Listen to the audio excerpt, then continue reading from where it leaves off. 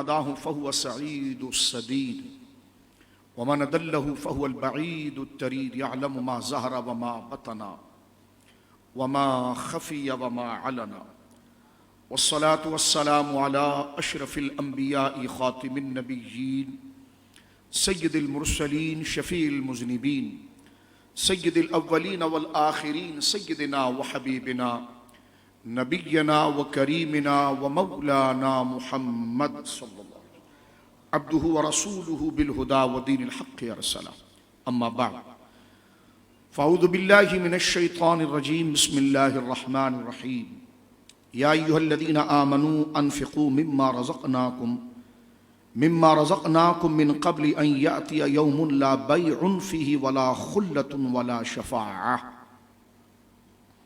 वल काफ़िरून हुमुज़ ज़ालिमून व फ़ी मौदिल आख़र अऊज़ु बिल्लाहिस समीइल अलीम मिनश शैतानिर लईनिर रजीम वलौला दफ़्उल्लाहि अन्नास बअदहुम बिबअदिन लफ़सदतिल अर्द वलाकिन्नल्लाह ज़ू फ़ज़लिन अलल आलमीन आमन्तु बिल्लाहि सदक़ल्लाहुल अज़ीम बिबरकति इन्नल्लाह व मलाइकतहु युसल्लूना अलन नबी या अय्युहल्लज़ीना आमनू सल्लु अलैहि व सल्लिमू तस्लीमा अल्लाहुम्मा सल्लि अला सय्यिदिना व हबीबिना नबिय्यना व करीमिना व मौलाना मुहम्मदिन व बारिक व सल्लिम सलातन व सलामन अलैका या सय्यदी या हबीबी या रसूलल्लाह कुल्लुहुम मिन रसूलिल्लाहि मुल्तमिसुन गरफ़म मिनल बहरि और अशफ़म मिनद दियमी मुनज़्ज़हुन अन शरीकिन फ़ी महासिदिही फ़जौहरुल हुस्नि फ़ीहि गैरु मुनक़सिमी फ़मबलगुल इल्मि फ़ीहि अन्नहु बशरुन व अन्नहु खैरु ख़ल्क़िल्लाहि कुल्लिहिमी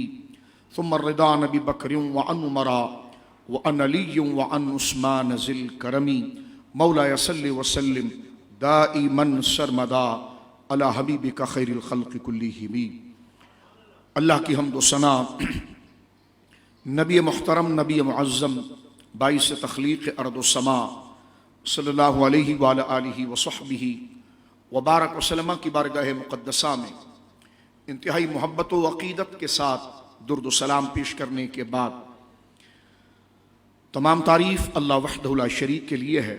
दरस निज़ाम मुस्तफ़ा सल्लल्लाहु अलैहि वसल्लम में अल्लाह रब्बुल आलमीन जल्ला व अला की तौफ़ीक़ से बज़्म इल्म व दानिश की कोशिशों और काविशों से अल्लाह रब्बुल आलमीन जल्ला व अला ने हमें यह तौफ़ीक़ महज़ अपने फ़ज़ल से अता फ़रमाई कि एक दफ़ा फिर अपनी नज़रियाती और अपने अखलाक़ी ज़ाविया फ़िक्र की दुरुस्तगी के लिए और मौजूदा हालात के अंदर इस्तिक़ामत और तलब आखिरत और दुनिया के उमूर में जो हमारे हुकूक़ जिनके साथ वाबस्ता है और जिनके हुकूक़ हमारे साथ वाबस्ता है, रब्बे करीम ने जिन अहकाम का हमें अखलाक़ी और अहकामी तौर पर पाबंद किया है, उन तमाम बुनियादी असबाक़ और उन बुनियादी सबक और उन तमाम बुनियादी ज़िम्मेदारियों को याद करने के लिए और फिर उसको अपनी अमली ज़िंदगी के अंदर महज़ अल्लाह की रज़ा के लिए जब तक हम जिंदा हैं उसकी अदायगी के शौक़ को बेदार और तवाना करने के लिए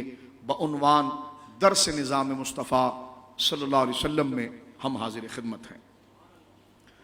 आज हमारी बड़ी खुशनसीबी है कि अहले सुन्नत व जमात के जय्यद आलिम दीन, मैं हज़रत की खिदमत में 2 से 3 दफ़ा अफ्रीका के ख़ास मुल्क मलावी में हाजिर हो चुका हूँ।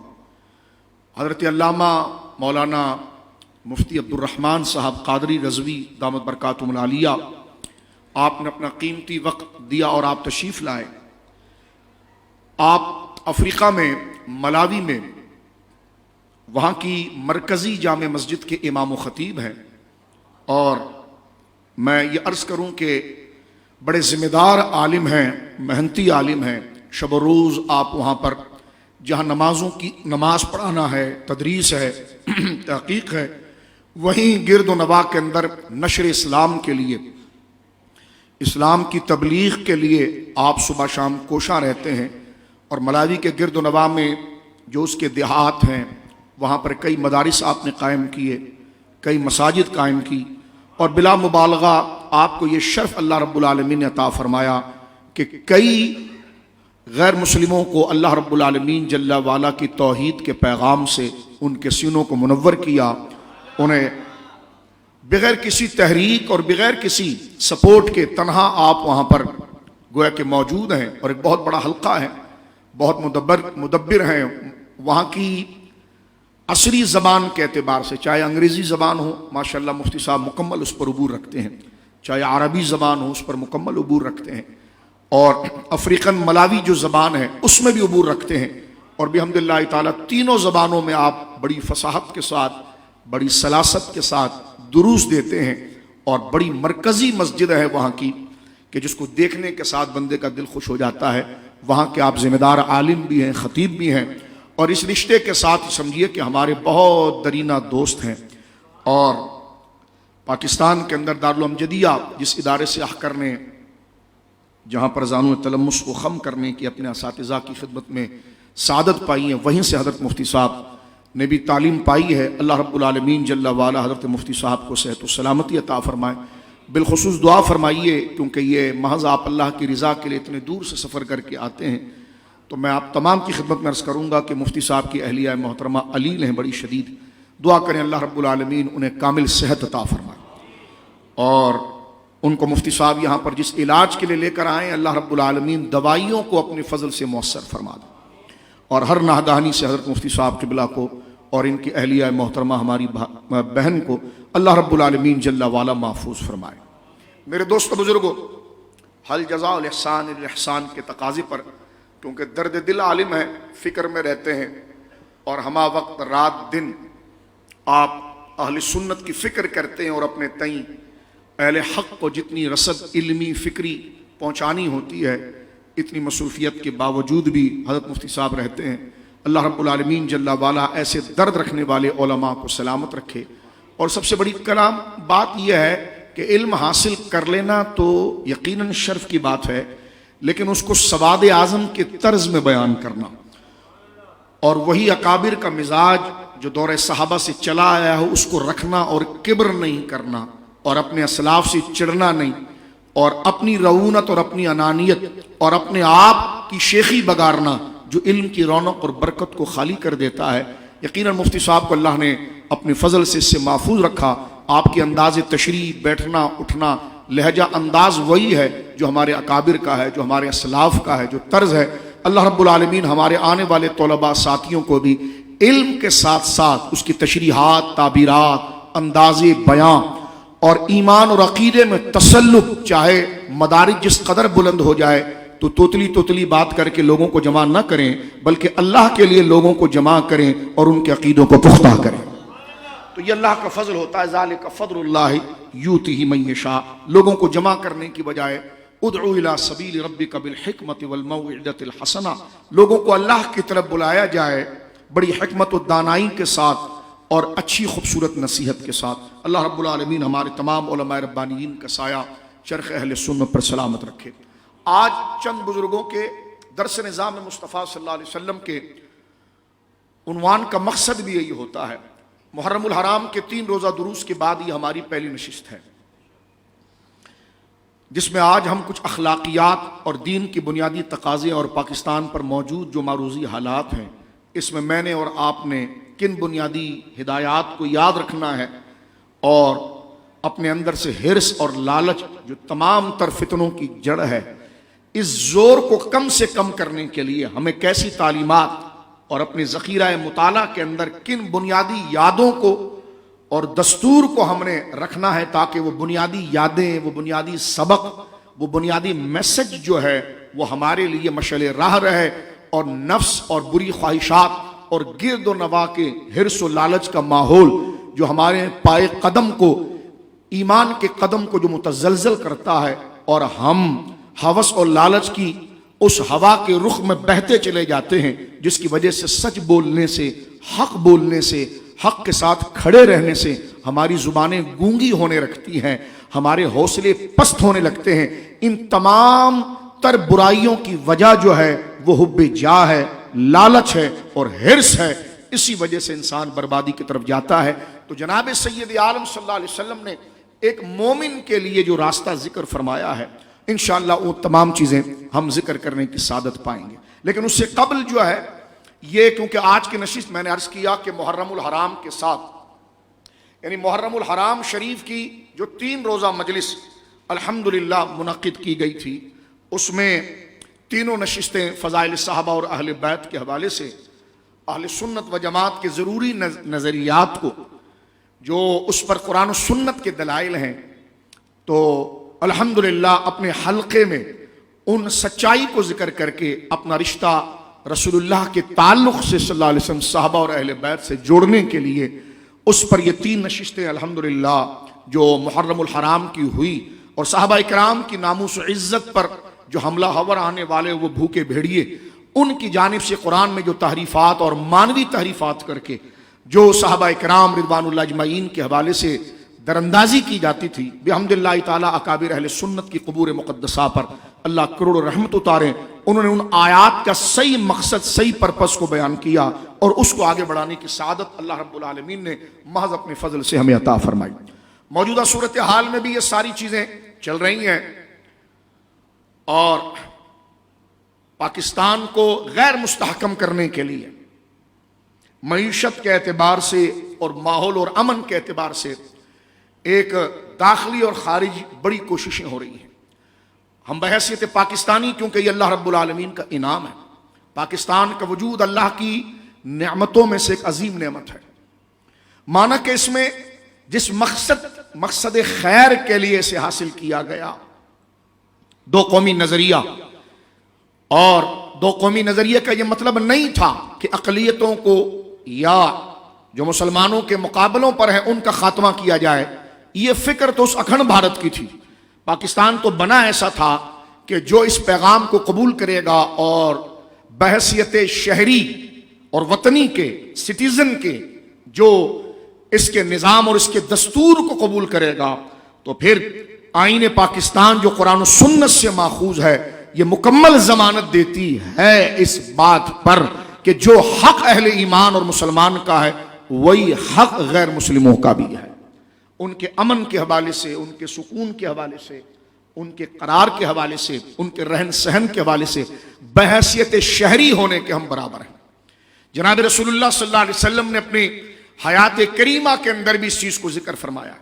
यहां तक कि जब खैबर फतह हुआ, खैबर यहूद की बहुत बड़ी बस्ती थी, खैबर जब फतह हुआ तो उस वक्त खैबर की फतह के बाद गिरदो नवा के जरी जमीनें, यूं समझिए कि कई 100 नहीं कई 1000 एकड़ों की सूरत में मुसलमानों के पास आई। दुरूद पाक पढ़ी, अल्लाह सब ऊपर आई, ऊपर तशरीफ। जो उलमा है वो अपनी मर्जी से खुद ऊपर तशरीफ लाएंगे, स्टेज आप ही का है। दुरूद पाक सल्लल्लाहु अलैहि वसल्लम, सल्लल्लाहु अलैहि वसल्लम। तवज्जो से सुनिए इस बात को। जब नबी पाक सल्लल्लाहु अलैहि वसल्लम ने खैबर के इस इलाके पर गोया कि इस्लामी फुतूहात के अमन के परचम लहराए कि उससे पहले खैबर एक साजिश का मरकज था और इस पूरे खुद खित्ते को वो गैर यकीनी कैफियत के साथ गुजारना चाहता था। जनाब सैयद आलम सल्लल्लाहु अलैहि वसल्लम का अमन का पैगाम वहां पर जो आया तो ये खित्ता महफूज हुआ। गिरदो नवा की यूं समझिए कि हजारों एकड़ जमीनें मुसलमानों के पास आई और उन पर मुसलमानों को मुतवल्ली बनाया गया और जिनकी ज़मीनें थी वो उसमें काम करते थे, मसलन यहूद। उसमें जनाब सैयद आलम सल्लल्लाहु अलैहि वसल्लम ने इरशाद फरमाया कि कोई मुसलमान हमारा कलमा पढ़ता है और हमारे साथ वाबस्ता है, वो इस गैर मुस्लिम यहूदी की अगर खेत में से धनिये का एक पत्ता या खजूर का एक दाना भी अगर उठा लेता है तो फलई समिन्नी, वो हम में से नहीं है, क्योंकि इनका जिमान हमारे ऊपर है। ये जिम्मी है, इनकी जान की हिफाजत, इनके माल की हिफाजत, ये हर चीज हमारे ऊपर है। ये निज़ाम जनाब सैयद आलम सल्लल्लाहु अलैहि वसल्लम ने अता फरमाया और इसके लिए जरूरी यह थी कि खुलफाए अरबा ने उसके बाद यही अमन का निज़ाम बाकी रखा। जैसे बड़ी मशहूर रिवायत है, हजरत सैयदना फारूक आज़म रज़ी अल्लाह तआला अन्हु चले जा रहे हैं, आपने देखा कि एक बूढ़ा यहूदी जो है वो भीख मांग रहा है। आपने उसको पकड़ा और उससे फरमाया कि तू भीख क्यों मांग रहा है? उसने कहा भीख नहीं मांगूंगा तो फिर आपको जिजिया कैसे दूंगा और वो ज़िमान कैसे दूंगा? तो आपने फरमाया अच्छा ये हालत है। आपने उसी वक्त कानून गोया के साहबा की मुशावरत के साथ दर्ज फरमाया और इस बात को रखा और ये बात बड़ी कुशादा कल्बी से बयान फरमाई कि ये यहूदी जब तक जवान था, तंदुरुस्त था और इस कौम और रियासत को फायदा पहुंचा सकता था, तो रियासत ने इससे फायदा उठाया। अब जब ये मफलूज और बूढ़ा और मुअम्मर हो गया है, बूढ़ा हो गया है, अब इसकी जात से वो फायदा नहीं पहुंच सकता, तो गोया कि ये भीख मांग कर रियासत को फायदा पहुंचाए। फरमाया नहीं, उस वक्त बाकायदा तौर पर बूढ़े सिटीजन के हवाले से और पेंशन्स के हवाले से हजरत फारूक आजम रदी अल्लाह तआला ने उस कानून को नाफिज किया और वो चीज चली। लिहाजा इसी मकसद खैर, अब मैं एक मिसाल और आपके सामने अर्ज करता हूं। आप अगर कुरान करीम का मुताला करें तो वहां पर यह बात भी मौजूद है कि एक शख्स जो मुसलमानों के साथ रहता था और अपने आप को बज़ाहिर मुसलमान ही कहता था, उसने कर ली चोरी। अब जब उसने चोरी कर ली तो चोरी करने के बाद उसने क्या किया कि अपना माल जो है, जो उसने चोरी किया था आटा, उसने वो माल उठाकर एक यहूदी के घर में छुपा दिया, ताकि जनाब जो है कि मामला अगर पकड़ा भी जाता है तो यहूदी पकड़ा जाए। उस इत्तेफाकन ये है कि उस बोरे के नीचे कोई हल्का सा सुराख था। जब तफ्तीश और तहकीक की गई, जनाब सईद आलम के पास मुकदमा आया, तो फिर वो गिरे हुए आटे की सूद में पहुंच गए कि जनाब अब आप देखें चोरी किया हुआ माल मिला भी उसके घर से है।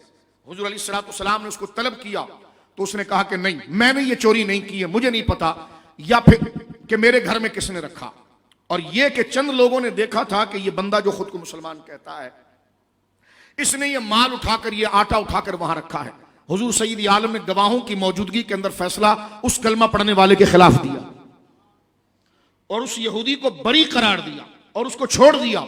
अब उसने खड़े होकर कहा कि मैं तो आपके साथ खड़े होकर कलमा पढ़ता हूं और मैं तो आपके नाम के नारे लगाता हूं, तो क्या मेरे साथ ये होगा? जनाब सईद आलम ने फरमाया कि नारा लगाना यह हमारे हल्के के साथ वाबस्ता होना इस बात की दलील है कि तुम हमारे साथ जुड़कर, जैसे आज एक ताकतवर डॉन की तंजीम के साथ आप जुड़ जाएं, फिर किसी के घर के अंदर भी आप घुस जाएं तो कुछ नहीं होता। या जनाब आपके पास कोई, आपसे मुराद बफर्ज शख्स से उसके बाद कोई ओहदा है, जिस तरह आप देखते हैं कि जज के घर के अंदर जो बच्ची का सलूक हुआ है, हम भी देखते हैं कि आया उस पर सजा होती कि नहीं होती है, या 4, 5 या 8, 10 पेशियों के बाद मसले को तूल देने के बाद जैसे लोगों का हाजमा कमजोर है, ऐसे लोगों का हाफजा भी कमजोर है, क्योंकि उठाना भी मीडिया ने होता है, बिठाना भी मीडिया ने होता है। जब उनको टुकड़े डाल दिए जाएंगे तो खबरें गैर जरूरी चीजें की शुरू हो जाएगी, फिल्मों और ड्रामों की खबरें शुरू हो जाएगी और इशू को छुपा दिया जाएगा। और जब गोया के उस कानून की गिरफ्त में आने वालों के लिए तशहीर का सिलसिला रुक जाएगा तो बड़ी आसानी से उनको छोड़ दिया जाएगा। हम भी देखते हैं जनाब, इसी मुल्क के अंदर हमने देखा है कि जनाब जो है बाकायदा एक बड़े मशहूर एंकर हैं और बड़े करीबी लोग हैं बड़े बुजुर्गों के, उनके बेटे ने घर में अपनी बीवी को ज़बह किया।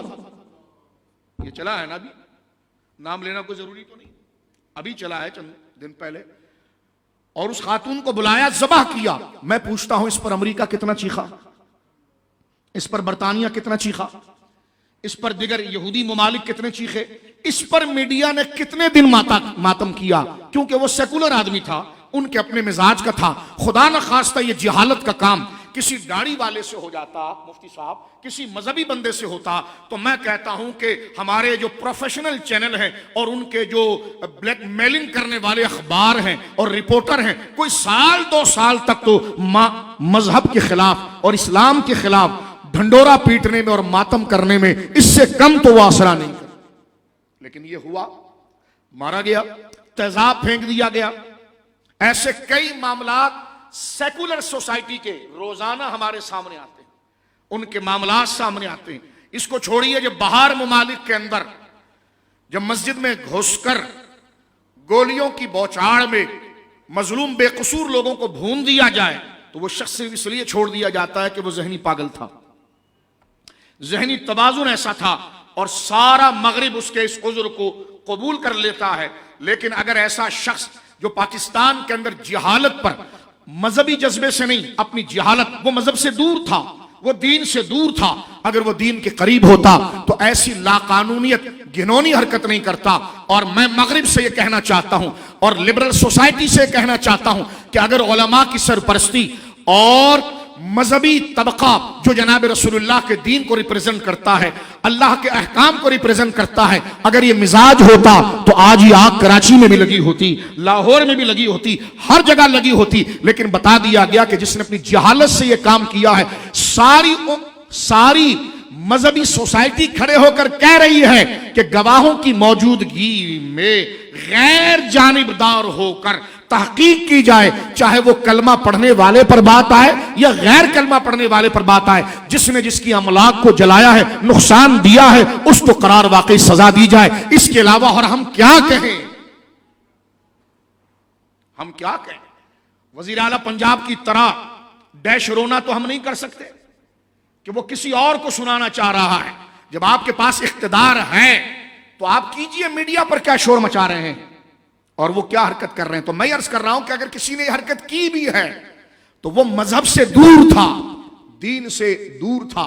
लेकिन जिन मजहबी लोगों को चार्ज कर दिया गया है, आज उन पर FIRs दर्ज कर दी गई है, तो फिर निजाम उन पर भी किया जाए कि जो बात यहां पर हो रही है कि कुरान के औराक को जलाया गया। ये बात भी तो मंजर आम पर आ रही है। हम तो कुशादा कलवी से कह रहे हैं कि जिन्होंने चर्च पर हमला किया, या पाकिस्तान में रहने वाले ईसाई बरादरी जो अकलियत है और सिटीजन होने के हवाले से अमन व अमान में मुसलमानों के बराबर वो हक रखते हैं, हम उनके साथ खड़े हैं। उन पर जो जुल्म हुआ, लेकिन ये तमाम जज्बात जो बयान किया जा रहा है, इसको जब कबूल किया जाए, जब मुतहक्कक हो जाए कि ये काम जिस पर आप इल्जाम लगा रहे हैं उसी ने किया है। हमसे आप बयान तो ले रहे हैं मजम्मत का, मजम्मत करने से कौन मुसलमान, नबी पाक का कलमा पढ़ने वाला क़यामत के दिन अल्लाह रब्बुल आलमीन को गैर मुस्लिम की खेत से एक खजूर भी अगर कोई चुरा ले, उसका हिसाब देने वाला मोमिन जो उससे डर जाए, वो किसी गैर मुस्लिम की जान ले जो अकलियत हो। ये जज्बात और ये रिमार्क्स, ये कमेंट्स जो दुनिया हमसे लेना चाहती है, हम उनको नहीं, हम अपनी पोजीशन जो इस्लाम की है उसके तहत बयान करना चाहते हैं। लेकिन इस जज्बात से फैसला नहीं होगा कि मुसलमानों ने यह कह दिया है। फैसला यह होगा कि वाकई में जो रोमर चल रहा है, क्या वाकई में विटनेस ऐसे सही मौजूद है कि जिस पर इल्जाम आ रहा है वही मुजरिम है। आप समझ रहे हैं। आप एक तो हमने इसलिए जवाब दिया कि हम पर जबरदस्ती दहशतगर्दी मुसल्लत की जा रही है। मैं करंट इश्यूज पर बात कर रहा हूं, दहशतगर्दी मुसल्लत की जा रही है और हम फ्रंट लाइन पर आकर कह रहे हैं कि एक बंदे ने अगर किया है तो उसको सजा दें आप। एक बंदे ने अगर किया है तो उसको सजा दें आप, लेकिन जिसने किया है उस पर दलील मुतहक्कक हो जाए तब। जितना दर्द आपका अकलियत के लिए होना भी चाहिए, जितना दर्द आपका ईसाई बिरादरी के लिए है होना भी चाहिए, लेकिन कम से कम उसके मुकाबले में जिन मुसलमानों पर इल्जाम लग रहा है, क्या वो सिर्फ इल्जाम है या मुजरिम, इसकी तहकीक जरूरी है। समझ रहे मेरी बात। अगर तहकीक मुतहक्कक हो जाए और कानून और आदल और इंसाफ के तकाजे पर वो मुजरिम करार पाए तो हमारे दिल में कोई हमदर्दी नहीं है। लेकिन सिर्फ आलमी दुनिया जो $2 अरब आपने भीख में लिए हैं, उसके साथ जो पीछे पूरा एक आपने एजेंडा लिया है इस्लाम के खिलाफ, इस्लाम फोबिया का एजेंडा जो आपने लिया है, और आप जो इस वक्त कादियानियत और खत्म नबूवत के खिलाफ साजिश के लिए मौजूदा मलऊन हुकूमत जो गई है और उसने वो जो गन छोड़कर गई है, ये बता दिया है कि $2 अरब अगर वर्ल्ड बैंक ने हमें दिया है तो वो चचेरे नहीं है, वो पैसा देकर अपना मिजाज, अपना कल्चर, अपनी बात मनवाना चाहते हैं। तो मनवाना भी अगर आपको है तो फिर आइन अगर उसको रुख्सत देती है तो उसकी गुंजाइश है तो, लेकिन पैसा देकर अगर आईने पाकिस्तान के खिलाफ काम किया जाए और ऐसा माहौल क्रिएट करके मीडिया को मुंह भर पैसा देने के बाद या ऊपर नीचे के लोगों को उनकी मुंह मांगी हुई जन्नत देने के बाद आप अगर फहाशी और यानियत और लादीनियत और इस्लाम के खिलाफ उनकी कमर नहीं गर्दन पर वार करते हुए मिर्जा गुलाम अहमद कादियानी मलऊन, जिसको हमारे आइन के अंदर उनको गैर मुस्लिम डिक्लेयर किया गया है, इस चीज को हटाने की बात की जाएगी तो इसके मुकाबले पर अगर मुसलमान और अहलियाने पाकिस्तान निकल कर आ जाएं तो इसको दहशतगर्दी नहीं कहा जाएगा, अपने हक का मुतालबा कहा जाएगा। यह फर्क की जरूरत है। कितना शोर मचाया हुआ है 2 दिन से मीडिया के ऊपर, जैसा बहुत बड़ा गजब यकीनन अगर हुआ है जिस पर जुल्म, हम उसके साथ नहीं खड़े, जालिम के साथ हम नहीं खड़े। तवज्जो है आपकी, उलमा बैठे, हम जालिम के साथ नहीं खड़े हैं। जनाब सैयद आलम की वो हदीस हमारी आंखों में कानों में गूंज रही है कि जब उस कबीले की खातून ने चोरी की जिसका नाम इत्तेफाकन फातिमा था, जनाब रसूलुल्लाह के पास जब मसला आया तो हुजूर सैयद आलम ने हाथ काटने का हुक्म दिया। तो कहा गया या रसूलुल्लाह ये तो औरत है। तो जनाब सैयद आलम ने खैरुन निसाइल आलमीन, जिनसे ये चीज बज़ाहिर मुमकिन नहीं, उनका हवाला देते हुए कहा कि ये नाम मेरी बेटी से मुमासिलत रखता है, अगर ये हमारी तरफ भी होता तो मोहम्मद रसूलुल्लाह अल्लाह की तरफ से वही फैसला करता जो इस मुजरिम के लिए कर रहा है। ये आयतें हमें याद हैं, ये हदीसें हमें याद हैं। सूरह निसा, सूरह अल-माइदा की आयत याद है कि या अय्युहल्लज़ीना आमनू कूनू कव्वामीन बिल क़िस्त शुहदा लिल्लाह, ए ईमान वालो अल्लाह के लिए सच्ची गवाही देने के लिए खड़े हो जाओ। हमें याद है कि झूठी गवाही देना शिर्क के बराबर गुनाह है। हमें ना सिखाया जाए, मजहबी तबके और अहले इस्लाम को यह ना बताया जाए कि जुल्म क्या होता है। ये बातें हमारे पास है और बिहम्दिल्लाह ताला जिस जज्बे से सरशार होकर बयान कर रहे हैं, अल्लाह की तौफीक से वो हमारे अमल में भी शामिल है। हम जुल्म की तायद नहीं करते। कुरान तो यहां तक कहता है, मेरे दोस्तों बात आगे लेकर चल रहा हूं, कुरान यहां तक कहता है कि अल्लाह के लिए जब गवाही दो तो इंसाफ के साथ दो। और आगे फरमाए चाहे वो गवाही तुम्हारे बाप के खिलाफ जा रही हो, कुरान कहता है, चाहे वो गवाही तुम्हारे बेटे के खिलाफ जा रही हो, चाहे तुम्हारी गवाही तुम्हारे अमीर के खिलाफ जा रही हो, गरीब के खिलाफ जा रही हो, किसी की प्रोफाइल और उसके स्टेटस को देखकर तुमने दिल नरम नहीं करना। उस पर जो मेहरबानी है तुमसे ज्यादा अल्लाह उसको चाहने वाला है। लेकिन जो तुमने देखा है, अगर बाप को मुजरिम देखा है तो बाप के खिलाफ कैसे गवाही दूं? देना पड़ेगा। बेटा मुजरिम है, देखा गया है, तो गवाही दो। जरूरी नहीं है कि गलती हमेशा अमीर से होती है, गरीब भी साहूकार होता है। गरीब भी अपनी गुर्बत का, बाज गरीब भी अपनी गुर्बत का नखरा करके मोबाइल लूट रहे होते हैं, लोगों के घरों में छलांगे मार रहे होते हैं, जनाब मिलावट कर रहे होते हैं, चोरियां कर रहे होते हैं, धोखा दे रहे होते हैं, फ्रॉड कर रहे होते हैं, बिजली गैस चुरा रहे होते हैं, गोया के हजार काम वहां पर हो रहे हैं। और कुछ जो है सूट बूट में व्हाइट कॉलर भी चोर होते हैं। यानी मैंने जुमे में भी अर्ज किया, जब 30,000 रुपए पर गुजारा करने वाला एक बंदा उसमें अपने पेट्रोल का खर्चा निकाल सकता है, तो तुम्हारी लाखों रुपए तनख्वाह है और तुम एक सेक्रेटरी 500 लीटर पेट्रोल इनको महीने का मिलता है। कोई इस पर भी ऊपर की अथॉरिटी बात करेगी? अकलियतों के लिए तो बात हो रही है और हम साथ में खड़े हुए हैं। आज हमारे चीफ साहब का बयान आया है, चीफ ऑफ आर्मी स्टाफ साहब का, कल भी आया, अकलियतों के हवाले से हम खड़े हैं आपके साथ। लेकिन आपसे दसबस्ता गुजारिश कर रहे हैं, कुल्लुकुम राइन व कुल्लुकुम मसूलन रय्यतिही, हर शख्स को उसकी कुर्सी के नीचे वाले के बारे में पूछा जाएगा। आपको पता नहीं है सिंध में कितनी धांधली है?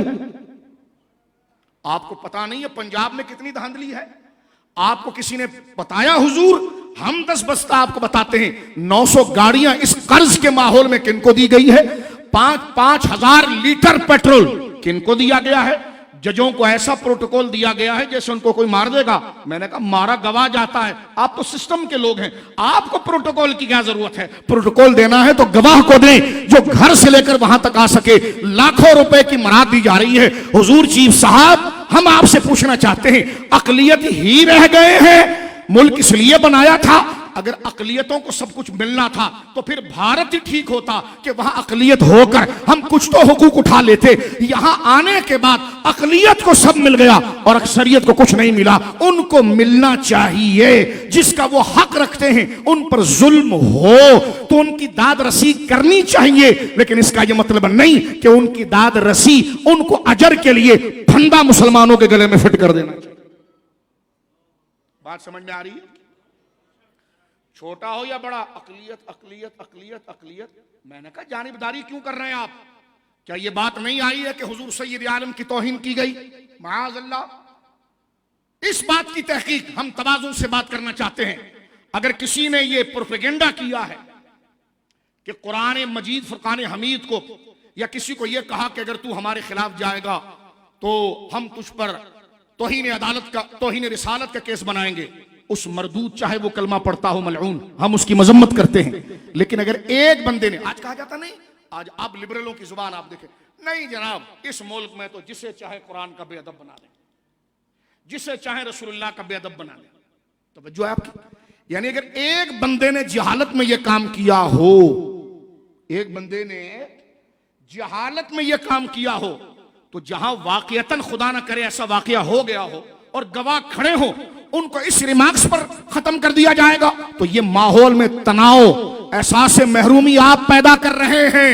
ये डंडे या बूट से हल नहीं होगा, इसके लिए दिल को जीतना पड़ेगा। और दिल को जीतने का मतलब गुर्बत नहीं है, असल नाइंसाफी है। जिस दिन इंसाफ होगा तो गरीब 5,000 में भी गुजारा करके खुश हो जाएगा, लेकिन जिस दिन इंसाफ नहीं होगा तो 5 लाख कमाने के बावजूद भी इस माहौल के अंदर से तनाव खत्म नहीं। तो लिहाजा मौजूदा करन सूरत हाल निज़ाम मुस्तफ़ा सल्लल्लाहु अलैहि वसल्लम के हवाले से हम अपना मौक़िफ़ बयान कर रहे हैं। कुरान करीम ने जिक्र किया, मैंने बार बार तवाज़ुन के साथ, इंतहाई तहम्मुल से जो नजरिया है, बराबरी के साथ हमने बयान किया। उन लोगों की भी तो निशानदेही कीजिए कि जिन पर इल्जाम आ रहा है, इल्जाम का लफ्ज़ इस्तेमाल कर रहा हूं, मुजरिम नहीं कर रहा, इल्जाम का लफ्ज़ इस्तेमाल कर रहा हूं। तो जब इल्जाम मैं इनके लिए इस्तेमाल कर रहा हूं, तो तू भी जब तक दलाइल मुतहक्कक ना हो, तो जिस पर बात आ रही है कि इसने घर जलाया है, जब तक गवाह मुतहक्कक ना हो, तो मीडिया अपने अपने अपने कारून आकाओं को खुश करने के लिए वो मुजरिम वाला रंग ना पहनाए। अब आप देखें सियालकोट के अंदर जिस श्रीलंकर को मारा गया, अभी बंदा मरा नहीं है, मरा नहीं है, अभी वो गोया के सांसें चल रही है, तो मजहबी तंजीमों का नाम आ गया। मुझे बताओ, इससे माहौल में तनाव आएगा कि नहीं आएगा? हमें किसी मजहबी और गैर मजहबी तंजीम से अदल और हक के मुकाबले में मोहब्बत नहीं है। अगर कोई था तो बिल्कुल पकड़े आप, लेकिन यह कौन सा शान नुज़ूल है कि जहां पर भी अगर कोई गैर मुस्लिम पर मामला हो जाए तो जनाब वहां पर मामला खुल के सामने आ जाए। इसी कराची के अंदर वो जो भाग गया भगोड़ा साकिब निसार, जो गया था अदालत के अंदर, फांसी घाट में रहने वाले बंदा जो बिल्कुल 7 स्टार में रह रहा था, तो हमारा भगोड़ा मलऊन जिसने बर्तानिया की नेशनलिटी के लिए अखलाक बेचा, दीन बेचा और इंसानियत को बेचा, वहां तो जनाब शराब थी, उसको शहद डिक्लेयर कर दिया गया और कबूल भी कर लिया गया, और बाकायदा उन्हें सिंध का वजीर इत्तलात की इज्जत वाली पोस्ट भी दे दी गई। इतने झमेले में आप खुद इस हम्माम में नंगे हैं, आप किसी पर क्या इल्जाम लगा सकते हैं कि यहां मुसलमान ने वो शोर किया है? आप खुद इस लायक नहीं है। आपका किरदार, बैकग्राउंड इतना, ये तमाम चीजें मैं आपको याद दिला रहा हूं ताकि एहसास महरूमी में ना जाए। इन चीजों को जहन में रखें। इसी कराची के अंदर मुझे बताएं, डिफेंस के अंदर थोड़ी सी मुंहमारी पर एक बाकायदा असर-ओ-सूख तंजीम से ताल्लुक रखने वाले शख्स के बेटे ने खड़े होकर जवान लड़के को उनके बाप और मां के सामने गोली मार के मारा कि नहीं मारा, इसी मीडिया पर एक दफा खबर चली, उसके बाद साइलेंट। क्या हुआ उस केस पर? कातिल छुट गया। इस पर अमेरिका क्यों नहीं बोला? इस पर बर्तानिया क्यों नहीं बोला? वो मरने वाला गरीब कलमागो मुसलमान, क्या उसका खून ईसाई के खून से अर्जा और आसान था? हम सवाल करना चाहते हैं कि एक वन वे ट्रैफिक चलाकर मामले को मुंतशिर करना, फिर हम कहते हैं कि जो वाकई में इसमें मुजरिम साबित होगा गवाहों की मौजूदगी में, अभी अदालतें लगी नहीं है, मीडिया ने पूरा नक्शा बना दिया है। और मीडिया का पिया तिया पांचा कितना खुला हुआ है वो दुनिया जानती है। इनकी पर्सनल लाइफ क्या है, ये सिस्टम के साथ कैसे चलते हैं। अभी जनाब कुछ मीडिया के एंकर्स हमारे गए हुए जर्नलों के बारे में बातें कर रहे हैं। मैंने कहा मर्द के बच्चे थे तो उसी वक्त करते ना, उस वक्त तुम्हें लिफाफे मिल रहे थे।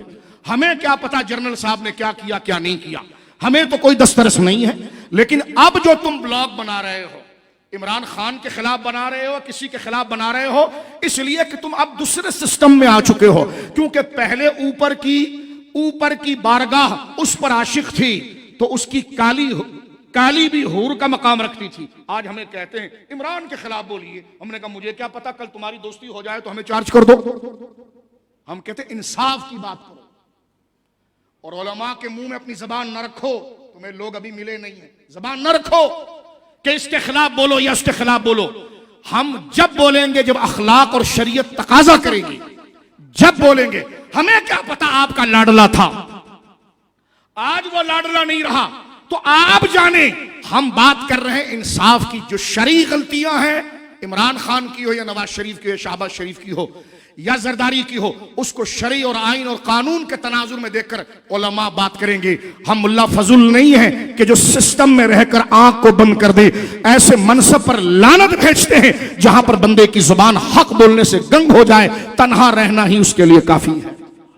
हमें नहीं चाहिए इलेक्शन, और नहीं चाहिए 30 या 40 हजार बरकत वाले वोट अलग से डब्बे में, नहीं चाहिए। हुजूर ने फरमाया, लानती आदमी वो है जो माल की हिर्स और मनसब की तलब के अंदर होता हो। सिस्टम का शिकार बनकर अगर इलेक्शन है, हमें नहीं चाहिए इजाफी वोट। इस ग्राउंड पर लड़ना चाहते हैं इंसाफ के साथ, ताकि हम देखें, हारे भी तो ये कहें कि इतने हमारे साथ थे और हमने मेहनत की है। लेकिन आपकी हां में हां मिला कर हम 1,00,000 1,50,000 लाख की लीड को पसंद नहीं करते, हार जाना और चंद लोगों के वोट को पसंद करते। जागो मुसलमान, जागो पाकिस्तानी। एक जो तांता बंधा हुआ है, इन इश्यूज पर कौन बोलेगा? उलमा क्यों खामोश है? आज का जुमा इस पर क्यों नहीं हुआ?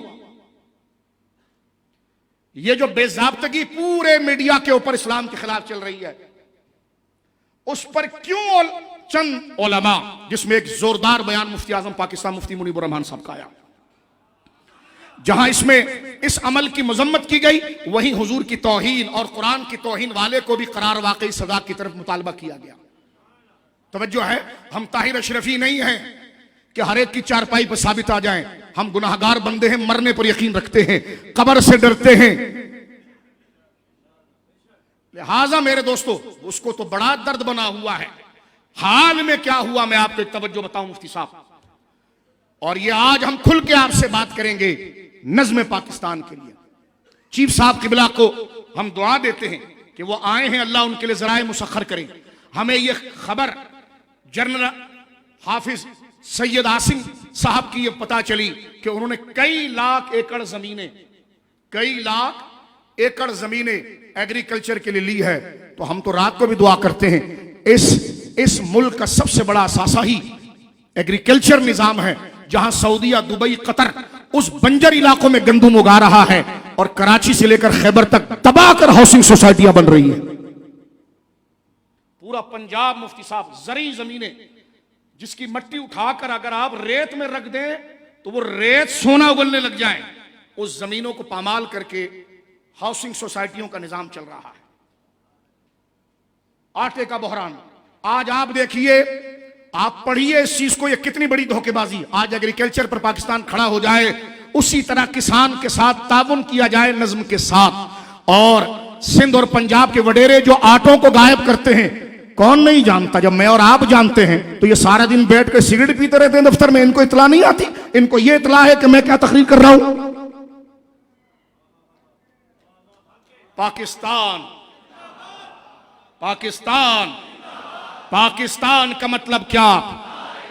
हम चीफ साहब के लिए दुआ करते हैं, वल्लाह किसी धौंस में नहीं, ना हमारा कोई राब्ता है।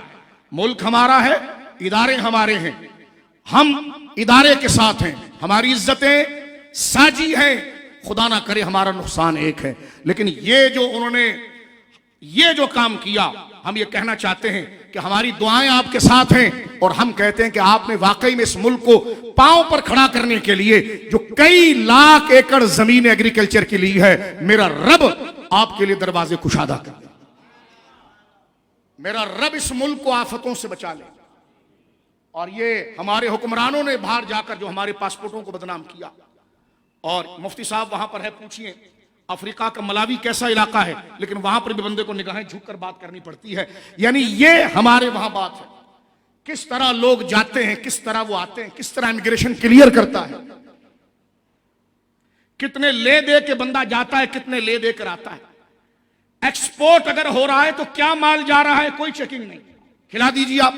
लेकिन उसने अगर एक कुर्ता खराब भेजा ना, तो वो कुर्ता या उस कमेटी की या उस टेक्सटाइल की या उस फैक्ट्री की बदनामी नहीं, इस सब्ज झंडे की बदनामी हुई है, 24 करोड़ आवाम की बदनामी हुई है। लिहाजा मेरे दोस्तों बुजुर्गों, हम तो हर उस फिक्र और तवाना फिक्र के साथ हैं जो इस मुल्क के लिए। सिर्फ पाकिस्तान खपे नहीं, बाद में केडीए मेडीए वटरबर्ड सब तुम खा कर ले जाओ, और ये पाकिस्तान खपे, ऐसे दज्जालियत से हमारी फिक्र दूर है। हम कहते हैं पाकिस्तान खपे तो बेटा भी उस पर कुर्बान है, हमारी जान भी उस पर कुर्बान है। पाकिस्तान है तो हम हैं, पाकिस्तान जिंदाबाद। मैं कुरान मेरे सामने है, आज हमें मुफ्ती साहब गवाह हैं, बाहर ममालिक से बाकायदा ऑफर्स होती हैं, ले आए बच्चों को वहां से। मैंने कहा कोई दिल बदल दो, हमें इस पाकिस्तान के अलावा कोई जगह ही अच्छी नहीं लगती, क्या करें। आप जिस मुल्क को सोचते हैं ना, जहां के वीजा लगाने के लिए लोग परेशान हैं, हमारा पासपोर्ट जबरदस्ती ले लिया गया, फरमाया आपकी कैटेगरी शाह सब चेंज करते हैं, बच्चों के साथ यहां पर रहें, लाइफ बन जाएगी। मैंने कहा यकीन कीजिए लिल्लाह, ये अल्लाह की मर्जी, एक दफा भी ख्याल नहीं गुजरा कि इस बारे में सोचा जाए। ऐसी घिन आई, और जब उतरे ना तो हमने कराची के एयरपोर्ट को चूमा कि इस फिजा में जो लज्जत है, हमारे मुर्शिद इस जमीन के अंदर है, हमारे वालिदैन इस जमीन में है, हमने इस जमीन में जाना है। ए पाकिस्तान, खुदा तुझे आबाद रखे और सलामत रखे। हम सिर्फ पाकिस्तान सबसे पहले पाकिस्तान के नारे पर नहीं इक्तफा करते। अल्हम्दुलिल्लाह हमारा हल्का इसको रगो पैर के अंदर रहता है, लिहाजा किसी ब्लैकमेलिंग में मुसलमान ना आए। जिसने किया है और जिसने गलती की है उस पर गवाह मुतहक्कक हो जाए, उसकी ये दर्स निज़ाम मुस्तफ़ा के दर्स का हिस्सा है कि गवाही देना ये मोमिन की सबसे बड़ी जिम्मेदारी है। जब अदालत के बाहर जज को पर्ची लिख कर दी जाती है कि यह फैसला करना है, तो उस गवाह को तो बोले ना कि झूठी गवाही क्यों देता है। और जहां सच्चे गवाह आ जाए मुफ्ती साहब, उनकी सुनी नहीं जाती। आसिया के लिए 200 से ज्यादा गवाह थे। हम मुतालबा करते हैं, हम कोई गर्दन काटने को जायज नहीं समझते, ना उसकी हिमायत करते हैं। यह रियासत पाकिस्तान इस्लामी रियासत है। हमारी निजी जिंदगी हो, उलमा की या जाहिरी जिंदगी हो, कानून हाथ में लेना, जलाना, किसी पर पत्थर मारना, यह तो बहुत दूर की बात है। किसी को मुंह चिढ़ाकर देखना भी हमारा दीन, हमारी तालीम इस बात की इजाजत नहीं देती। मेरे दोस्तों बुजुर्गों, जरा तवज्जो कीजिए, यह तो बहुत दूर की बात है। दहशतगर्दी करना या जनाब ये मामलात करना, यह पाकिस्तान के नज्म के हवाले से गवाही का दुरुस्त होना। अब आप देखिए, सेशन कोर्ट ने साबित किया कि उस खातून ने एसएसपी की मुद्दईयत में एफआईआर कट रही है। तवज्जो है, ननकाना शेखपुरा में एसएसपी की मुद्दईयत में कहते जी ये इतनी खतरनाक एफआईआर है, एसएचओ ना काटे। हमने कहा ये कौन सा कानून है? चलो अगर आप रखते हैं कोई हसासियत है तो हम ताउन करने तैयार हैं, लेकिन हमारी अप्रोच होनी चाहिए। अप्रोच नहीं होगी तो फिर गोया के, और ये मैं बता दूं, इस लिबास में ही हम इस मुल्क के मुहाफिज हैं।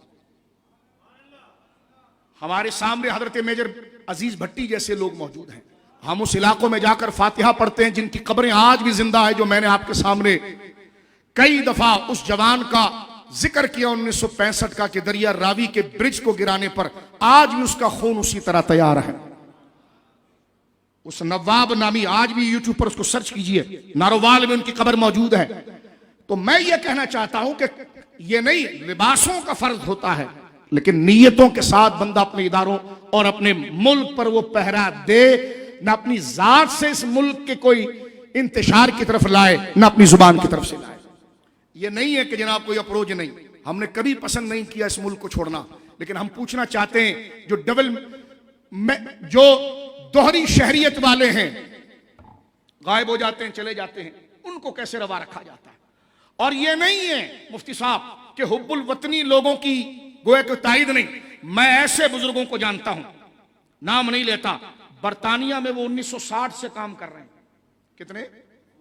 1965 62 में फिर अलाउद्दीन सिद्दीकी साहब, ऐसे लोग 1960-65 में बरतानिया पहुंचे हैं, वहां मसाजिद बनाई हैं, खानकाहें बनाई हैं, लेकिन उन्होंने वहां का पासपोर्ट नहीं लिया।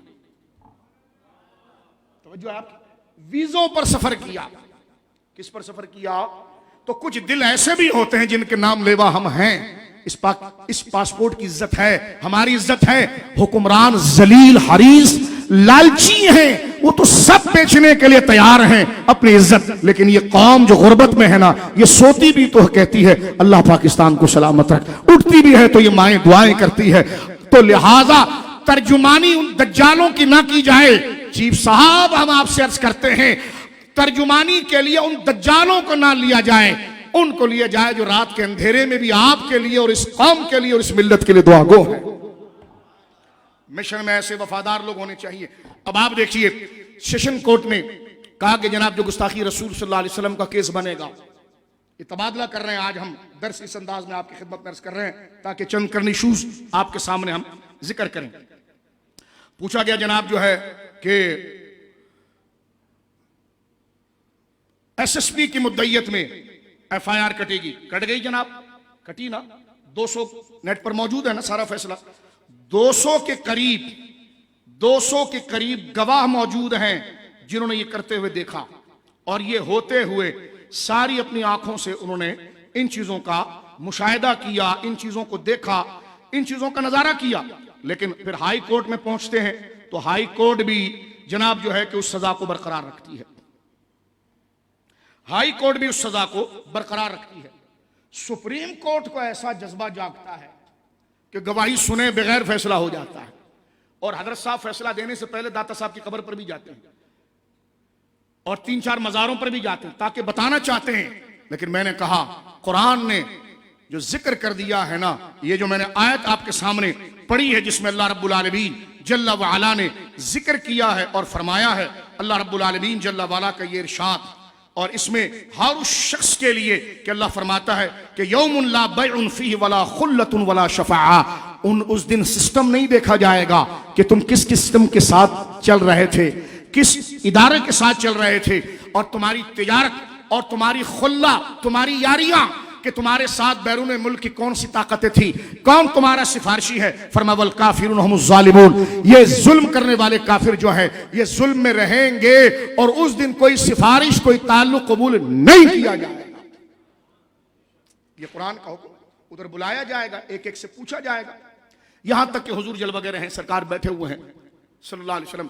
एक बकरी ने दूसरी बकरी को सिंग मारा, एक बकरी ने दूसरे बकरी को सिंग मारा, हुजूर मुस्कुराने लगे। साहबी ने पूछा, या रसूलल्लाह आप मुस्कुराते क्यों हैं? फरमा, मैं इसकी तकलीफ पर नहीं मुस्कुरा रहा, अल्लाह के इंसाफ पर मुस्कुरा रहा। फरमा, होगा क्या? फरमाया, देखो ये बकरी जानवर है ना, इसने इसको सिंग मारा है, कल कयामत के दिन ये दोनों बकरियां लाई जाएंगी, उसको उसका बदला दिलवाया जाएगा और फिर दोनों को खत्म कर दिया जाएगा। तो इंसान इससे कैसे बचेगा?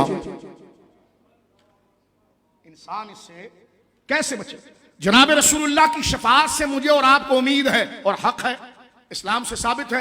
लेकिन जनाब रसूलुल्लाह फरमाते हैं, फरमाया अगर कोई मालिक अपने मजदूर से काम पूरा ले, जनाब रसूलुल्लाह कहते हैं, मेरे भाइयों बुजुर्गों मेरी बहनों सुनो, जैसे घर में मासियों से काम लिया जाता है, उनसे तय किया है खाना बनाना बर्तन धोने का, लेकिन इजाफी काम लिया जाता है और दिया कुछ नहीं जाता, और वो अपनी नजरे तलब से देख रही होती है कि मैं क्या, उसमें हया होती है, मांग नहीं रही लेकिन वो देख रही होती है कि इजाफी काम मुझसे कराया है और मेरे 1-2 घंटे ज्यादा लगा दिए हैं, क्या मुझे इस पर मेरी कोई उजरत बढ़ेगी?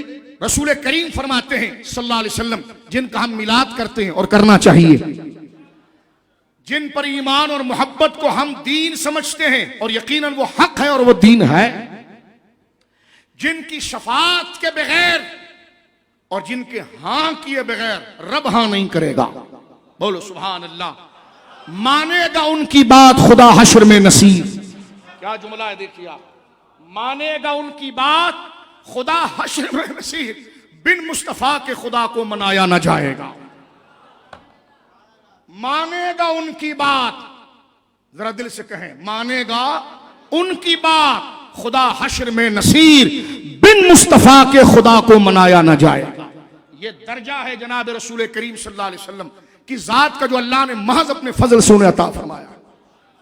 अल्लाह की मजबूरी नहीं है ये कि उनकी मर्जी के बगैर खुदा मानेगा नहीं, ये अल्लाह ने कानून बनाया है। कहते ये तो मजबूरी है, तो मैंने कहा जो तू 24 घंटा तबलीगी जमात में दर्स देता रहता है कि जब तक बंदा माफ नहीं करे तो अल्लाह माफ नहीं करेगा, तो मैंने कहा आम बंदे को तू इस मकाम पर पहुंचा देता है, उस वक्त शिरक नहीं आता, और सब सदका और तुफैल ये एजाज रसूलुल्लाह के सदके हैं, उनकी बात करते हैं तुझे शिरक नजर आता है, ये वजाहत तुझे शिरक नजर आती है, ये कदर तुझे शिरक नजर आती है। कहते जनाब नबी की मोहब्बत अल्लाह की मोहब्बत कैसे हो सकती है? मैंने कहा जब तेरे मौलवी की मोहब्बत को तू अल्लाह की मोहब्बत कहता है, अपने बाप और माँ की मोहब्बत को अल्लाह की मोहब्बत कहता है, तब तुझे बराबरी और तशब्बो शिर्क के साथ नजर नहीं आता। और ये सारा एजाज और कमाल तो हुजूर की निस्बत से है। और ये कहा जाए कि हुजूर की मोहब्बत अल्लाह की मोहब्बत है तो इसको शिर्क कैसे समझा जा सकता? दिमाग का इलाज कीजिए।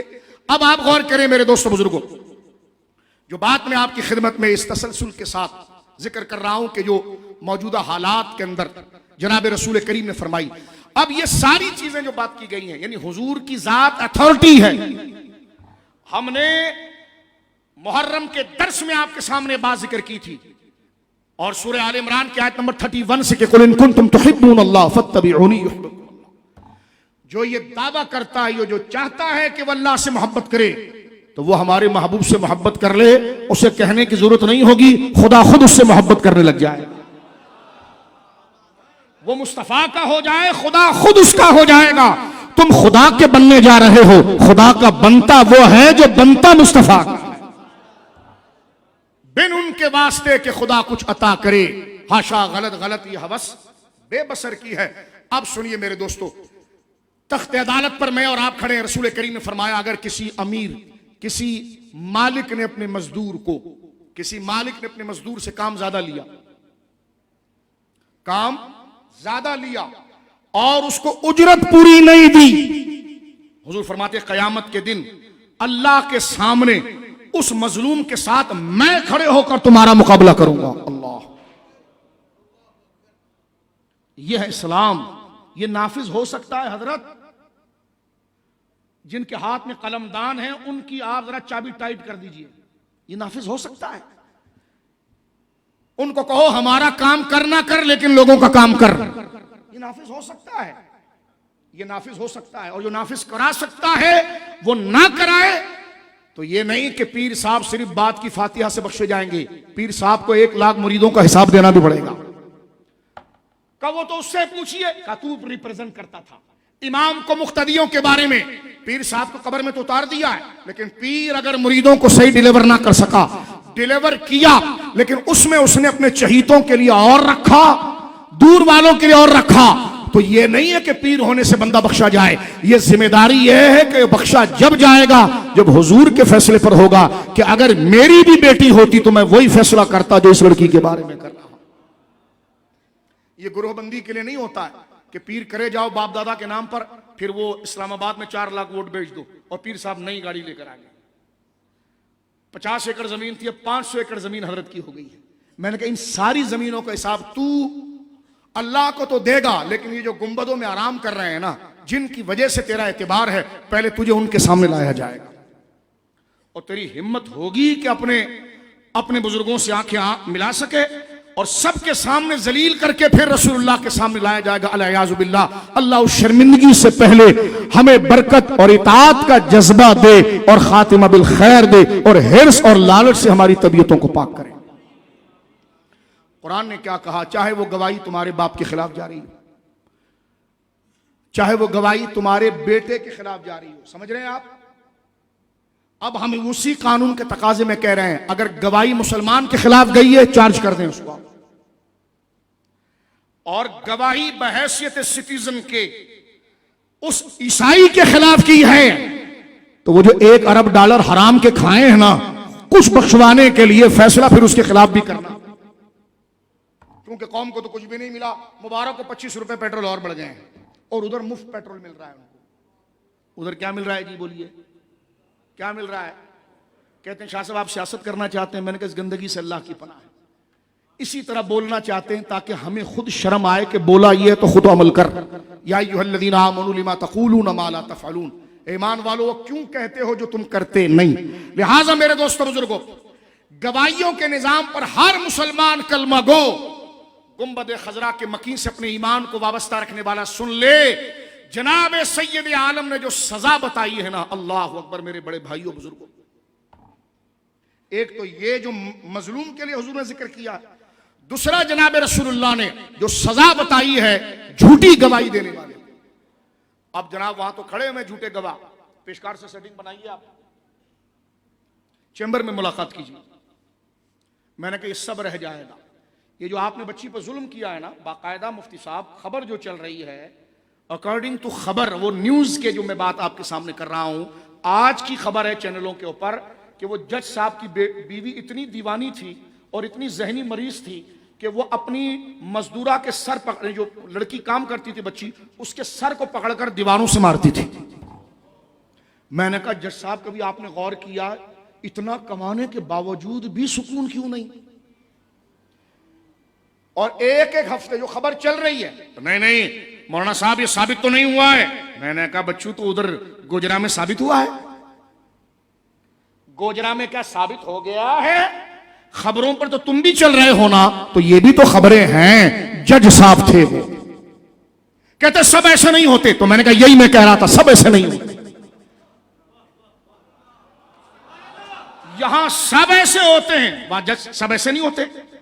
मुझे बताइए इस मुल्क के राज को बेचने वाले इदारे के मजबूत लोग थे कि नहीं थे? किताबें उनकी ग्राउंड पे मौजूद हैं, लानत भेजते हैं उनकी शक्लों पर। जिन्होंने भारत को राज बेचे वो किस हसास इदारे के चीफ गुजरे हैं? हुआ कि नहीं हुआ? बोलो हुआ ना। तो हम यही कहेंगे सब ऐसे नहीं होते। तो मैंने कहा गोजरा में सब ऐसे कैसे हो? वहां पर भी फर्क किया जाए, मुजरिम को मुजरिम कहा जाए, सारी कौम को उसमें ना लिपटा जाए। मुजरिम का वही मजहब है जो उसने जुर्म किया है, उसको वहीं तक रखा जाए, और जो आइन में दर्ज चीजें हैं उसके तहत उसको सजा दी जाए। इस इशू के इख्तिताम की तरफ, इस इशू को मुकम्मल करते हुए मैं बात आपकी खिदमत में अर्ज करना चाह रहा हूं। जनाब रसूल मुकर्रम सल्लल्लाहु अलैहि वसल्लम ने मुझे और आपको, अगर हम इस डाइस पर बैठकर तकरीर कर रहे हैं, उतना ही ज्यादा उसके पाबंद होना चाहिए। कुल्लुकुम राइन व कुल्लुकुम मसऊलुन अन रइयतिही। हर शख्स अपने मातहत को देखेगा और जो उसके मातहत हैं उसका हिसाब उससे लिया जाएगा। मां से बेटी के बारे में पूछा जाएगा, बाप से, मां बाप से बेटी और बेटे के बारे में पूछा जाएगा कि उन्होंने नमाज पढ़ी थी? नहीं, मैं तो जमात में गया हुआ था, मैं आयत करीमा पढ़ रहा था, मैं 11वीं शरीफ की चादर में बैठा था। अच्छी बातें हैं, मजाक नहीं। पूछना ये चाह रहे हैं कि वो खाते तेरा थे, पीते तेरा थे, तुझे मोहब्बत थी, उन्होंने नमाजें पढ़ी थी? उन्होंने क्या मुशाहिदा किया था रात को अपने मोबाइल में, जो सहूलियात तूने मुहैया की थी? तो मां बाप से एक एक चीजों के बारे में पूछा। पीर साहब तशरीफ लाइए, तशरीफ लाइए। या अल्लाह मैंने बहुत तावीज दिए थे, तो तुमने पूछा था कारोबार क्या है? या सिर्फ घेरने के चक्कर में वो स्मगलर था, उसको तारीख कारोबार दे दिया? और यही हो रहा है आजकल मार्केट में। ऐसे पीर मंगल बुध जुमेरात हैं और हमारे सेठ उन्हीं के साथ खुश हैं, जादूगरों के साथ, कि हमारा काम ठीक करें, और फिर सेठ बदमाशी करते हैं। मैंने कहा चुप कर बे, मदरसों को ज़कात दी है तूने, वो भी पता नहीं कबूल होगी कि नहीं होगी, लेकिन बात मेरी सुना, पता नहीं ज़कात बनती कि नहीं बनती। जब तू इस तरफ आएगा, जब तू दज्जाल और फासिकों का साथ देगा, तो फिर हम बात करेंगे।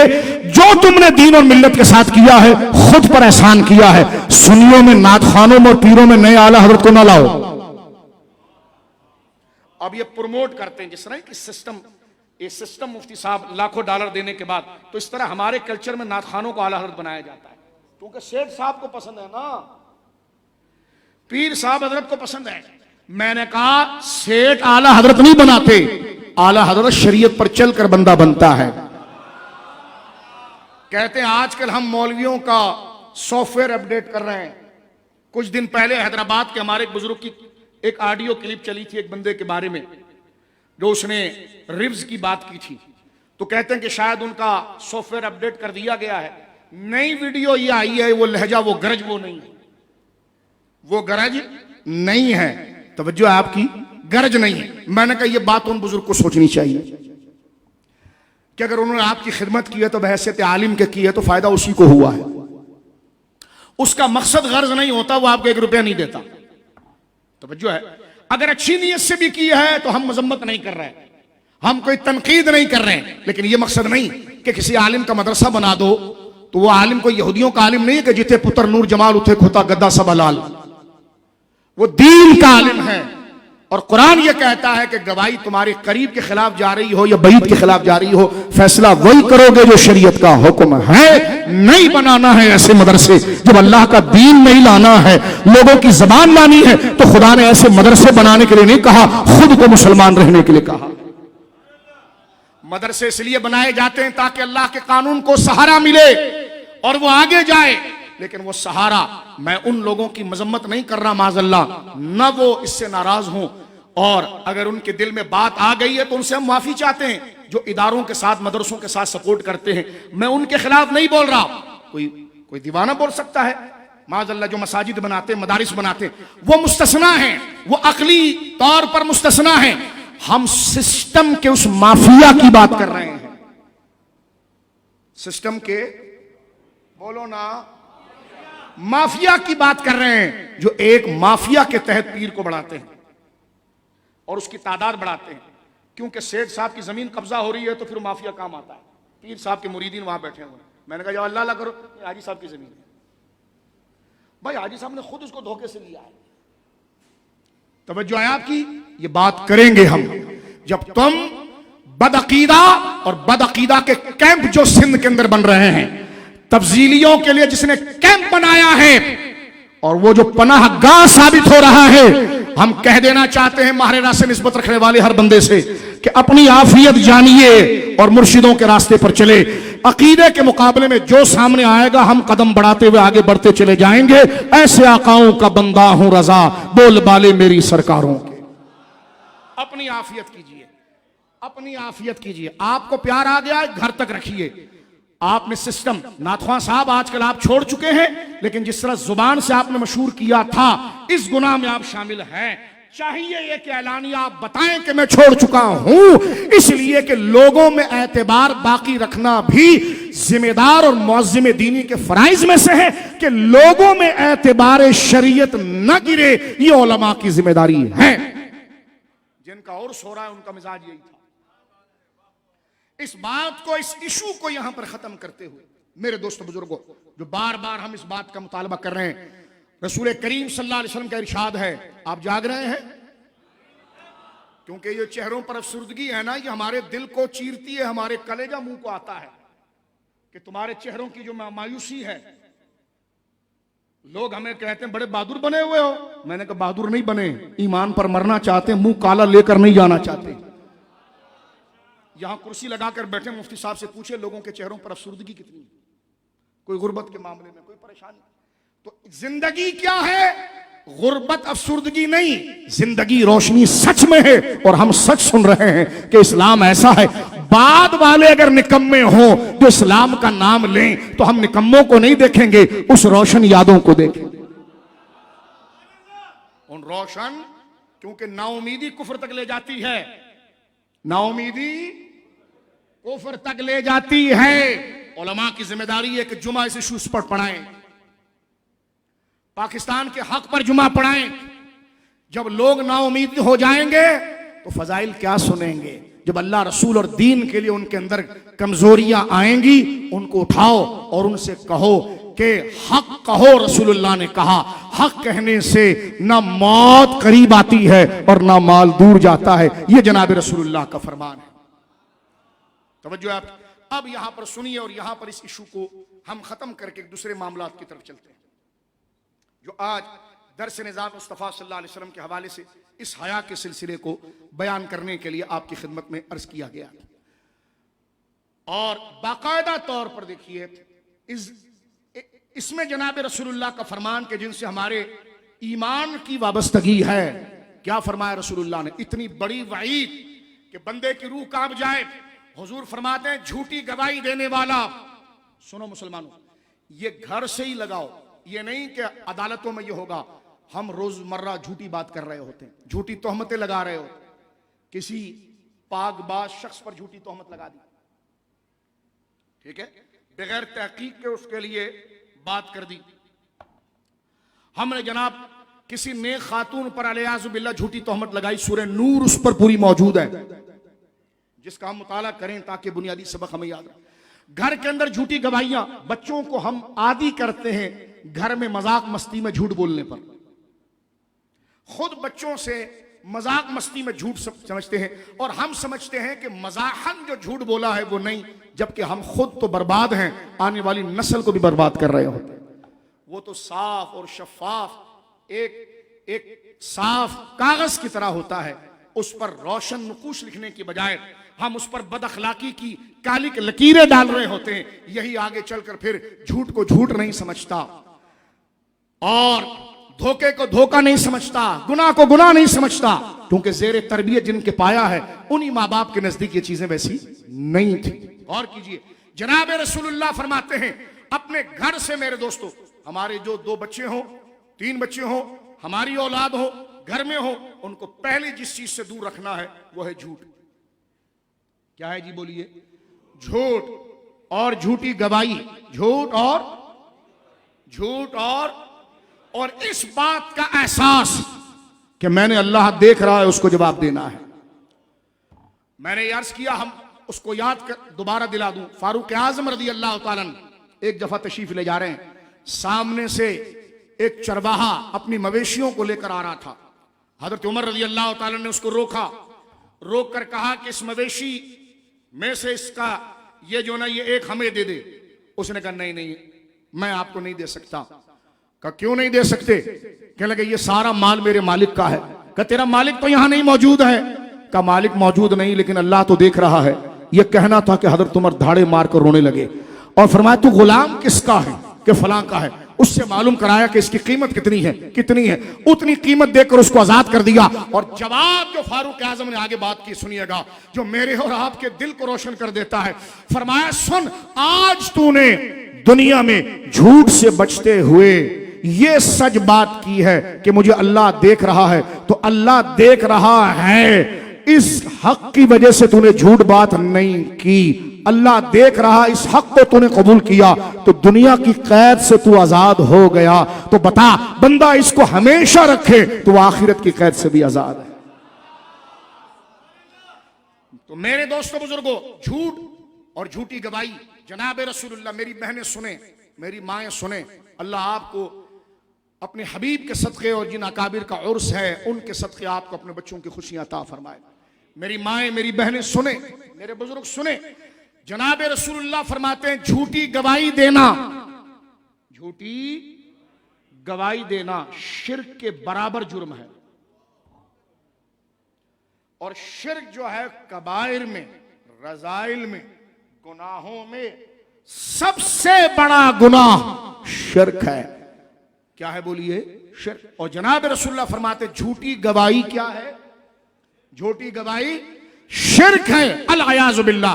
लिहाजा इस बात को यहां पर खत्म करके हम दूसरी तरफ आ रहे हैं और उसमें यह बात आपकी खिदमत में जिक्र कर रहे हैं। लिहाजा गोजरा के अंदर जो वाकया हुआ, इसको ज्यादा उठाकर मीडिया पाकिस्तान को बदनाम न करे। और अगर ये इससे पहले भी गोजरा में हुआ, मैंने, आप अगर गवाह हो, यहां पर कई कराची के बच्चे मौजूद हैं, वो जो मेरे हर दर्स के अंदर होते हैं, मैंने ये वाकया आपने कई 100 दफा बिला मुबालगा में कहूं, 100 का लफ्ज़ मैं ऐसे नहीं कह रहा, बिला मुबालगा आपने सुना होगा कि मैं हमेशा आज से 5-8 साल पहले गोजरा में एक वाकया हुआ था, ऐसा पहले भी हुआ था, मैं उसको अक्सर डिस्कस करता हूं। और हाल में भी ये वाकया होने से 5 दिन पहले मैंने 2 तकरीरों में मुफ्ती साहब यही वाकया जिक्र किया और आलम दुनिया के सामने पाकिस्तान का जो मुबारक चेहरा है वो बताते हुए अर्ज किया कि ये कौम इंतहा पसंद नहीं है और ये मक्खी पर मक्खी नहीं मारती। इससे पहले भी गोजरा में आज से 5 साल या 8 साल ड्यूरेशन, इसके दरमियान एक वाकया गोजरा फैसलाबाद में पहले हुआ था जिसमें 2 या 3 मुसलमान हाफिज कुरान नौजवान लड़कों को जिंदा जलाया गया। तवज्जो है। अब वो लड़ाई मजहब अंदाज में हुई या जाती मोहल्ले में रहते हुई है, अब उसको मजहबी रंग देना, लेकिन आप देखिए वो लड़ाई वहीं तक महदूद रही। मैंने पहले भी कहा, कराची के अंदर, लाहौर के अंदर, उसी फैसलाबाद के अंदर, गिरदो नवाब पंजाब के अंदर आप नहीं बता सकते कि किसी मुसलमान जज्बाती नौजवान ने भी पत्थर उठाकर किसी चर्च पर मारा हो। यह इस बात की दलील है कि हम एक मुतवाजिन, मुदब्बिर और बर्दाश्त रखने वाली कौम है। फॉक्स न्यूज और CNN और ये जो नक्शा पेश किया जा रहा है, ये नक्शा सियासतदानों का है, पाकिस्तानी अवाम का नहीं है, ये उनका है। इससे पहले भी कई दफा गोजरा में ये वाकये हो चुके हैं। यूट्यूब पर जाइए और ब्लॉगर्स को देखिए। अब जिस तरह ये भौंक रहे हैं ना पाकिस्तान के खिलाफ और सारा मलबा उठाकर इस्लाम के सर पर डाल रहे हैं, तवज्जो है, इसी तरह वहां पर भी हुआ। मैंने कहा अगर ये था तो आज मैं पूछता हूं, ये लियाकताबाद का इलाका, ये गरीबाबाद का इलाका, यहां पर हमारे जो शहरी ईसाई रहते हैं, क्रिश्चियन रहते हैं, मुझे बताओ आज भी आप कराची में आए तो वो सुख का सांस लेकर चल रहा है। और मैं उस बिशप के बयान की मजम्मत करूंगा। मैं ये बात अर्ज करना चाह रहा हूं, आज गोजरा में बिशप ने यह कहा कि पाकिस्तान में हर दफा ईसाइयों पर जुल्म हुआ है और उसकी खुलासी कभी नहीं हुई। मैं कहूंगा यह झूठ है। यह बात अगर कोई आलिम कहता, यह आज जियो पर चला है, आप जाकर खबरें 6 बजे की 5 बजे की जरा देखिए, उसमें बाकायदा बिशप का चला है और बिशप ने कहा ईसाई बिरादरी के साथ हमेशा यही होता है। मैंने कहा तू यहां पर मिनाजुल कुरान का बड़ा तर्जुमान आया है, जो तेरा बाप तेरे साथ केक काट रहा था, जाकर उसको कहे। सुन रहे मेरी बात? ये पाकिस्तान के इस मामले पर झूठ है। अगर ये बात अगर मुसलमान आज खड़े होकर कहें कि हमेशा ये टोपी मुसलमानों के सर पर रखी जाती है, तो मुझे बताओ यही चैनल अपने 10 से 11 के शो के अंदर, 9 से 10 के शो के अंदर अपने सुप्रीम टाइम में हेडलाइन लगाकर उस आलिम को टारगेट करेंगे, उस बंदे को टारगेट करेंगे। देखो क्या बात कर दी है, देखो कानून के खिलाफ बात कर दी है, देखो ये आदमी बर्दाश्त है कि हमेशा मुसलमानों को जिम्मेदार कहा गया है। तो ये बात जब अगर बिशप कर रहा है, बिशप को मैं मुखातब बहैसियत एक शहरी के कर रहा हूं, बहैसियत पाकिस्तानी के कर रहा हूं, वो भी पाकिस्तानी मैं भी पाकिस्तानी। मैं कह रहा हूं बिशप साहब, आप जो ये कह रहे हैं कि हर दफा ईसाइयों पर यह जुल्म हुआ है, तो अगर ये जबान हम इस्तेमाल करें, आप खुद को आगे से लॉलीपॉप लेने के लिए पाकिस्तानी भी कहते हैं, तो मैंने कहा जनाब ये बात आप सुनिए, आपका ये कहना कि ईसाई बिरादरी पर हर दफा ऐसी मजम्मत हुई है और मुसलमान जा जाकर उनको मीठा शरबत पिला रहे हैं, उसमें भी हर्ज नहीं है। लेकिन मैं कहना चाह रहा हूं इस झूठ का जवाब यह है कि ऐसा नहीं है। इससे बड़े सानहे हादसे इस मुल्क के अंदर होते हैं। खत्म नबूवत के मुहाफिजीन, अल्लाह के दीन और अमन के मुहाफिजीन और आईन का मुतालबा और आईन के जायज मुतालबे के लिए सड़कों पर आए, तो मैंने कहा तुम्हें तो गुलेल भी नहीं लगी। यहां पर लाहौर ही के स्टाफ पर दर्जनों लोगों को भून दिया गया और उनको माजूर कर दिया गया। तवज्जो है, उनके हक में किसी ने बोला? मुतालबा भी वो था कि पहले जबानी किया गया, कलामी किया गया, खुतूत लिखे गए, लेकिन वो कहते थे ताकत से करवाइए। ताकत भी क्या, जब वो एक बाकायदा जुलूस की सूरत आई जिसमें गमला नहीं टूटा। मैं कहता हूं चैनल से कि आज अगर वहां घर जले हैं हम उसकी मजम्मत करते हैं, लेकिन मैं पूछता हूं पुरअमन रैलियों का साथ क्यों नहीं दिया जो आईनी तकाजे पर था। खत्म नबूवत की शक आईन में मौजूद है और जब उसको तब्दील करने की 2 से 3 दफा कोशिश की गई और लाहौर से जो उन नेक लोगों का काफिला निकला कि जिसमें दुकानें खुली हुई थी, बाजार खुले हुए थे, इदारों ने देखा कि फजलुर रहमान की तरह उसमें मदरसे के बच्चे नहीं बल्कि उसमें उस्ताद भी थे, खेत में काम करने वाला किसान भी था, मजदूर भी था, अमीर भी था, गरीब भी था, डेली वेजिस पर 100-100 रुपए की दिहाड़ी लगाने वाला भी था। तबकाए जिंदगी का हर बंदा उस रैली के अंदर मौजूद था, फिर भी बाजार खुले थे। उनको तो तुमने कभी तर्जुमानी नहीं दी और आज ये बात कर रहे हो। तो मैं उस बुजुर्ग का जुमला यही दोहराऊंगा, बच्चों मीडिया तुम्हें दर्द कुछ और है और तुम्हारी फकियां कुछ और है। दुश्मनी तुम्हारी इस्लाम से है।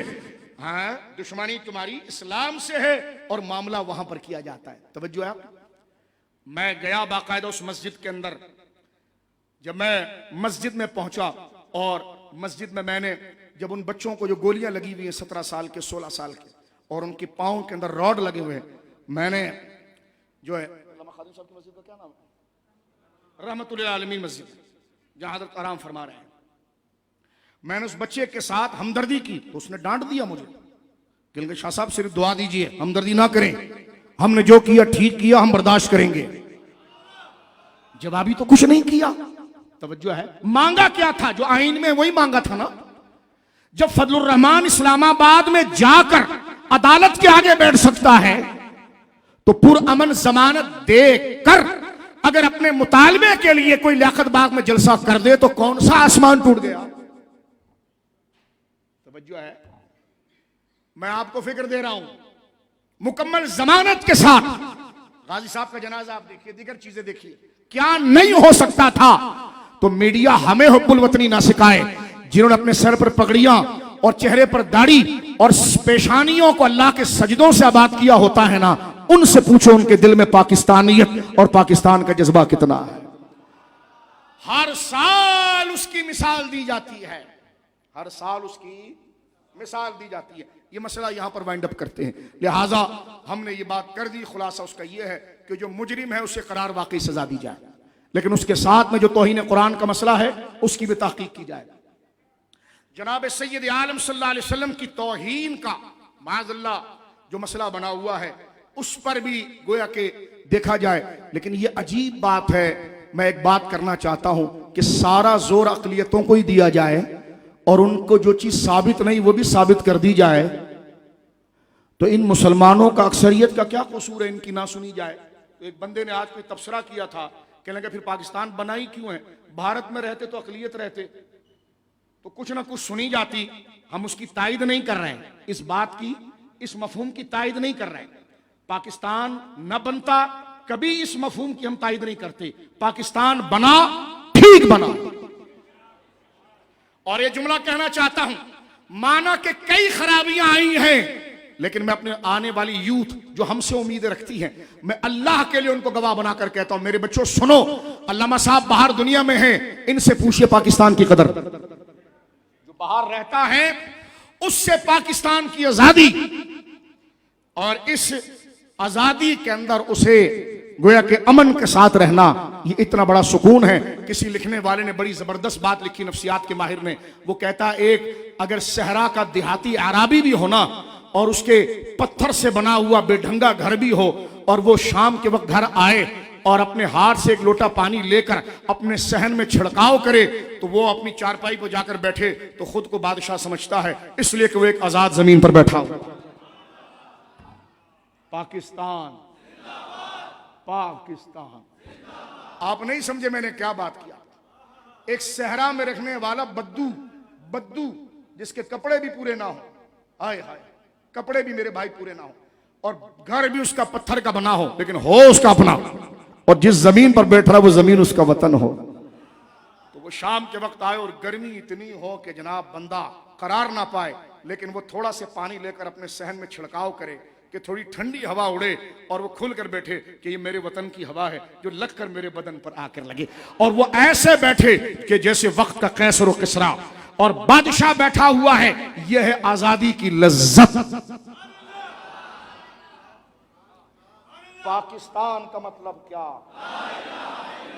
दस्तूर रियासत क्या होगा। हम आसमा जहांगीर वाला सेकुलर बात नहीं कर रहे हैं। इस्लाम कहते जी कलमे के लिए पाकिस्तान नहीं बना, तो मैं एक सिंपल बात करता हूं सेकुलर लोगों से, किस लिए बना भाई? मुल्क की जरूरत क्यों पेश थी? एक जुमला यहां सुन लीजिए, मजीद थोड़ा से वक्त रह गया। भाई मुल्क की जरूरत क्यों पेश आई? सेकुलरिज्म, यानी जिसका मतलब यह है, सेकुलरिज्म का मतलब यह है जहां अक्सरियत होना तो कानून बनाए। यानी मतलब क्या है, मक्का में अक्सरियत काफिरों की थी ना, तो शिर्क को जायज ऑफिशियल कर दो, क्योंकि भाई सब शिर्क कर रहे हैं ना, तो लिहाजा ये जायज हो गया है। ये है सेकुलरिज्म, समझ रहे हो? ऐसी जमहूरियत पर लानत भेजते हैं हम जहां ज्यादा गुंडे जमा होकर गुनाह को कानून बना दे। आप देखिए, तवज्जो करना मेरे भाइयों, बात में समेट रहा हूं। मक्का के अंदर अक्सरियत मुसलमानों की थी, काफिरों की थी? बोलो, तो क्या जमहूरियत के निजाम में उनका कुफ्र जायज हो जाता? इस्लाम अक्सरियत नहीं देखता है, आदल देखता है और नजरिया देखता है। सारी बात छोड़ो, मैं शियों से भी कहता हूं हिम्मत करो ना, इशू पर बोलो ना, एक ही मातम करते रहोगे साहबा के खिलाफ। अभी 7 सितंबर आ रहा है और मैं देखता हूं कि कितना शिया कादियानियत पर बोलता है, डांट नहीं रहा। मेरी एक तकरीर वायरल भी हो रही है जो जहाज में मेरी मुलाकात एक बंदे से हुई। मिर्जा गुलाम अहमद कादियानी ने मुफ्ती साहब किबला अपनी किताब में लिखा है, माज़ अल्लाह, हम अपने उस्ताद, हमारे उस्ताद के बारे में कोई कहना कि तेरे जैसे उस्ताद तो हमारी जेब में है, तो मैं कहता हूं अगर हम कुछ ना कर सके ना तो 10 लोगों को कहिए बड़ा बेअदब है। हमारे उस्ताद साहब इतने नेक हैं और उसने ये लफ्ज बोला कि तेरे उस्ताद जैसे मैं 10 उस्तादों को जेब में रखता हूं, तो मैं पूछता हूं इमाम हुसैन पाक, हमारी माएं सुन्नियों की दूध पिलाती हैं तो अल्लाह रसूल, साहबा अहले बैत और हुसैन का नाम लेकर पिलाती हैं। मुसलमान पूरी कोशिश करता है इन बरगुज़ीदा लोगों का नाम ले तो पाकी में ले और वजू से ले। जब उसे याद आ जाए कि मेरे मुंह से लफ्ज निकल गया मुझे पाकी नहीं, तो उस मोहब्बत में खुद को वो गिल्टी फील करता है कि मैंने किन लोगों का नाम लिया मौला और मेरा वजू नहीं है। ये शरीयत का मुतालबा नहीं है, ये बंदे में एक ऐसी वफादारी हो जाती है जो अदल के बाद एहसान के दर्जे में आती है। इन्नल्लाह यअमुरु बिल अदल वल एहसान, जो एहसान और वफादारी के जज्बे में आती है। मिर्जा गुलाम अहमद कादियानी ने, मेरे भाइयों सुनो क्या लिखा, उसने कहा करबला के किस हुसैन को देख रहे हो, ऐसे मैं 100 हुसैन अपने जेब में रखता हूं। पढ़िए इस मलऊन पर, वला हौला वला कुव्वता इल्ला बिल्लाहिल अलीय्यिल अज़ीम, अल्लाहुम्मा खज़ुल मन खज़ल दीन सय्यदना मौलाना मुहम्मद सल्लल्लाहु अलैहि वसल्लम, रब्बना या मौलाना वला तजअलना मिनहुम, खुदा जलील कर उनको जिन्होंने तेरे महबूबों और तेरे दीन के अक़दार की इज्जत को गिराया, उन्हें तू जलील कर। रब्बना या मौलाना वला तजअलना मिनहुम, और हमें उनमें से न करना।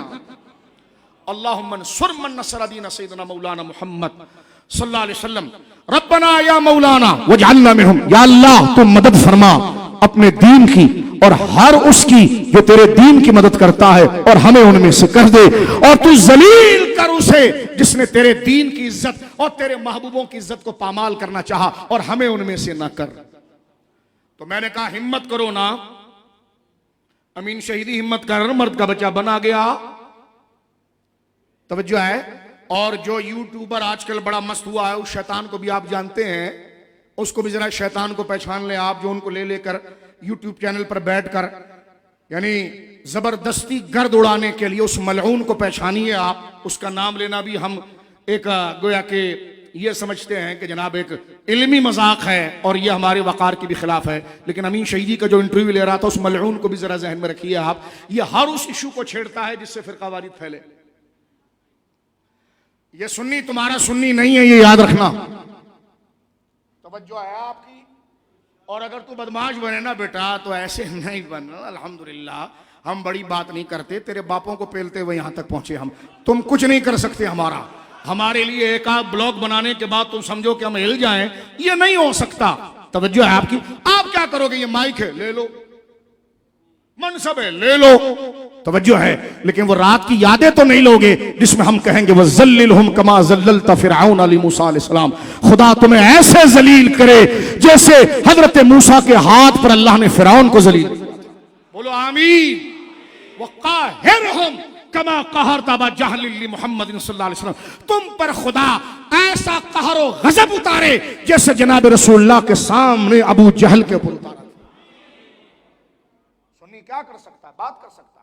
और मिलकर जरा पढ़ो, आशिकों का मजमुआ बुजुर्ग बैठे हुए हैं कि ये जितने एंकर्स और ब्लॉगर्स अहले सुन्नत पर और पाकिस्तान पर हमलावर हैं, दुआ करो खुदा इनको अपने गमों में मुब्तला करे और ये मुंतशिर हो जाएं। और वही दुआ पढ़ो जो बदर में रसूलुल्लाह ने पढ़ी थी, ताकि पाकिस्तान बच जाए इनकी शरारतों से। क्योंकि ये तो भाग जाएंगे, इनको तो एड मिल रही है, ये तो भाग जाएंगे ना। हमने भागना है, ऑफर भी आए तो जूती पर मारना है। सोनी धरती अल्लाह रखे, कदम कदम आबाद तुझे। मिलकर पढ़ो इनकी बर्बादी के लिए, इनके इंतशार के लिए। क्योंकि डंडा नहीं हम उठा सकते, हमें इजाजत नहीं, मार नहीं सकते, इजाजत नहीं, लेकिन अपने रब से शिकायत कर सकते हैं। मिलकर पढ़ो सयुहज़मुल जमउ। दिल से पढ़ना, इंशाअल्लाह अल्लाह इसका अजर देगा। क्योंकि तुम जात के लिए नहीं पढ़ रहे हो, कौम के दिफा के लिए पढ़ रहे हो। पढ़ो सयुहज़मुल जमउ। माना जानते हो इसका, खुदा इनकी जमीयत को मुंतशिर करें। कैसा जोड़ जोड़ के वर्ल्ड बैंक से पैसा लाते हैं, कैसा कादियानियों के आगे जोड़ते हैं। शाबाश शरीफ जाने से पहले कितने बंदों को इंटर कर रहा था, तवज्जो है। और उसको कानून का दर्जा देते हुए जा रहा था ताकि वो आकर निसाब के अंदर तब्दीली कर दे। अल्लाह अकबर। मैं मुबारकबाद पेश करता हूं नौजवान बच्चों को, उन सही उल अकीदा ब्लॉगर्स और हामिये नजरिया पाकिस्तान को जिन्होंने बर वक्त शहबाज शरीफ की चोरी को पकड़ा। मैं उन जवानों को सलाम पेश करता हूं कि जो पाकिस्तान की रग पर हमला करने के लिए क्योंकि दोबारा आना है, तो दोबारा आना है तो हमारे हो या नहीं इसकी कोई गवाही देनी है। तो इसके लिए देखिए, नमाज पढ़ेगा तो झुका नहीं जा रहा, बैडमिंटन खेल रहा है। बैडमिंटन। हम नून बल्ला टल्ला इसके नहीं है, हम पाकिस्तान और मुसलमान हैं। तवज्जो है आपकी। बंदा जो पीछे छोड़ के जा रहा था वो मेरे दोस्तों बुजुर्गों, जो गांधी के साथ खास जियो पर प्रोग्राम करने वाला, पीटीवी पर प्रोग्राम करने वाला, उस मलऊन को, और उसके हाथ में पूरी कमांड आपकी तालीम की देकर जा रहा था ताकि वो निसाब के अंदर गड़बड़ करे। लेकिन आपने इसी तरह अपने आप को बेदार रखना है। कर कुछ, हम क्या कर सकते हैं मौलाना? मैंने कहा एक काम कर सकते हो, दिल को उनके हवाले नहीं करना, बस फैसले कब्र में दिल में होंगे। लिहाजा मिलकर पढ़ो। जो बदर के मैदान में रसूलुल्लाह ने अपने सामने 3 गुना लश्कर देखा था तो खुदा ने एक बात सिखाई थी और अल्लाह ने उनको मुंतशिर किया। हम बड़ा बोल नहीं करते, खुदा कादिर मुतलक है। हाल में हमने मुंतशिर होता हुआ देखा और यकीन कामिल हुआ कि खुदा सुनता भी है और गरीब और मुंतशिर अपने बंदों के सरों पर उसकी रहमत साया फगन होती है। ऐसे बैठो जैसे अत्तहियात में बैठते हो। एक दफा ये दुआ पढ़ो और हम इख्तिताम की तरफ चलेंगे। और वो दुआ क्या है? बिल्कुल काबतुल्लाह को सामने रखकर पाकिस्तान की बका के लिए, अहले सुन्नत की बका के लिए पढ़ो मेरे भाइयों। ये दिन रह जाएंगे, ये चीजें रिकॉर्ड हो जाएगी। हम आज नहीं तो कल, कल नहीं तो 4, 5, 8, 10, 15, 20 साल में मर जाएंगे, लेकिन ये चीजें गवाह बनेंगी हमारी कब्र में। पढ़ो, सयुहज़मुल जमउ व युवल्लून अद-दुबर। ये अपना उल्टा हाथ अपनी रान पर मार कर, सयुहज़मुल जमउ, वही आवाज ना आए, सयुहज़मुल जमउ व युवल्लून अद-दुबर। खुदा इनकी यूनिटी को पारा पारा करे।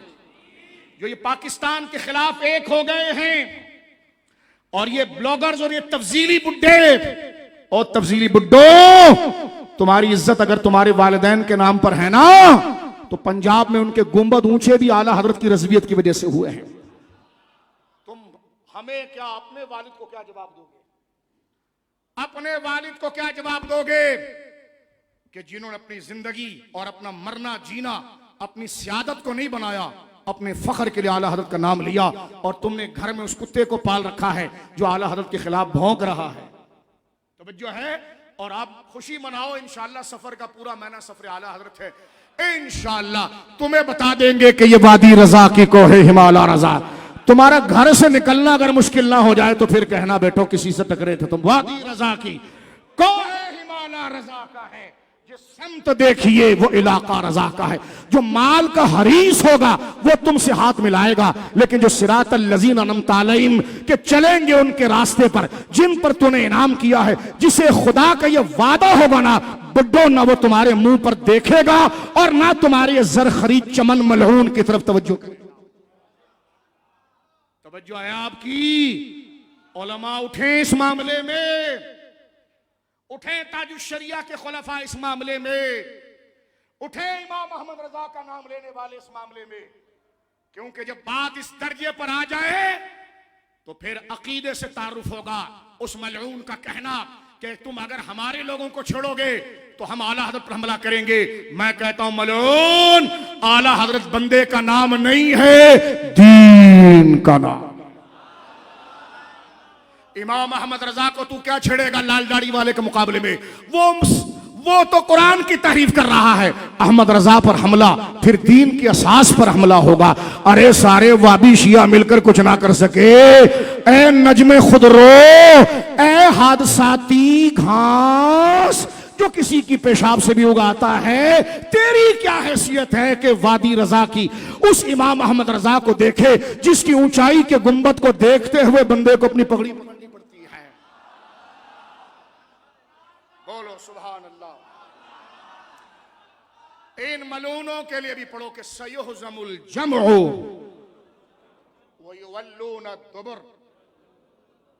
सयुहज़मुल जमउ व युवल्लून दुबर, सयुहज़मुल जमउ व युवल्लून दुबर।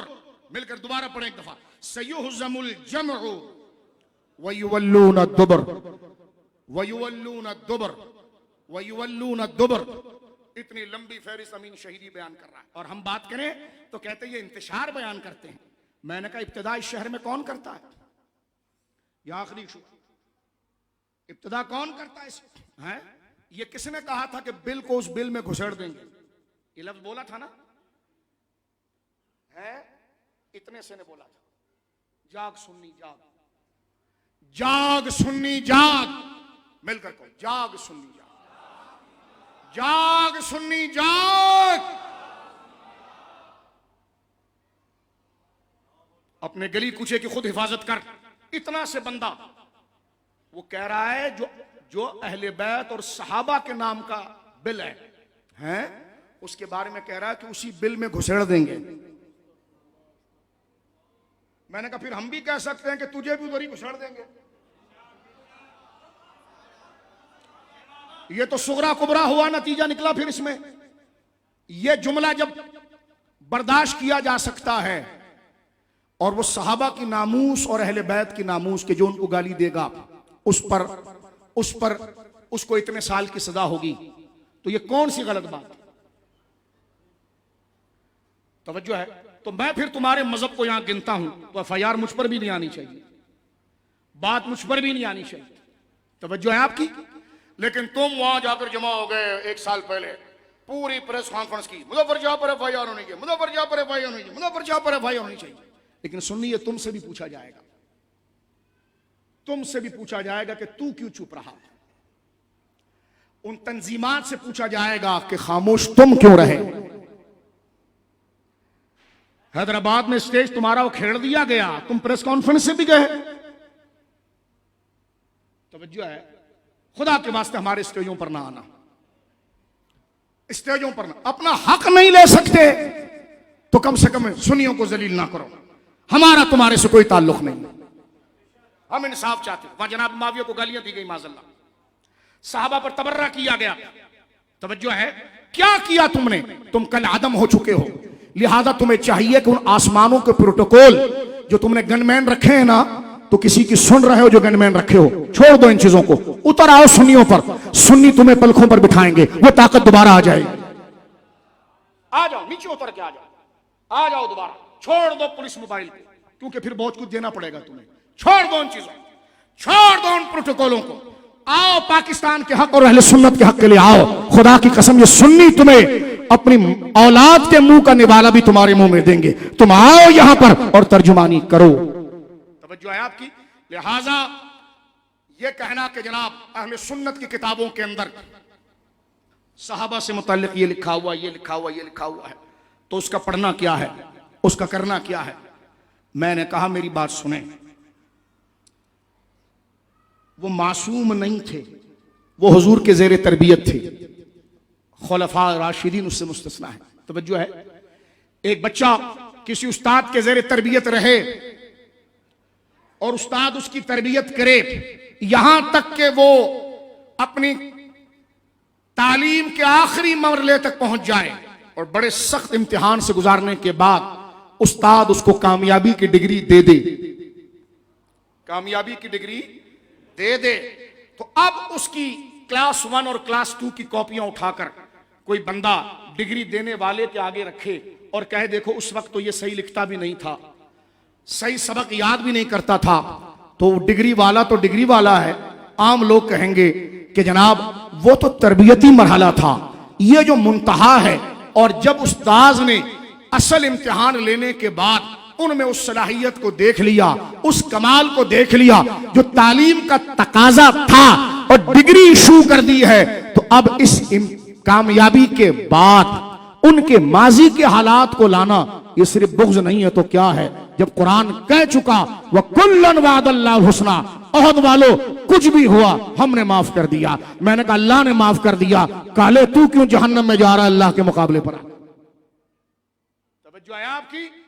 जब अल्लाह ने माफ कर दिया और अल्लाह ने उनको गवाह बना दिया अपने दीन का और कह दिया कि ला यस्तवी मिनकुम मन अनफक़ मिन क़ब्ल अल-फ़त्ह व क़ातल उलाइका अअज़मु दरजतन मिन अल्लज़ीना अनफ़क़ू मिन बादु व क़ातलू।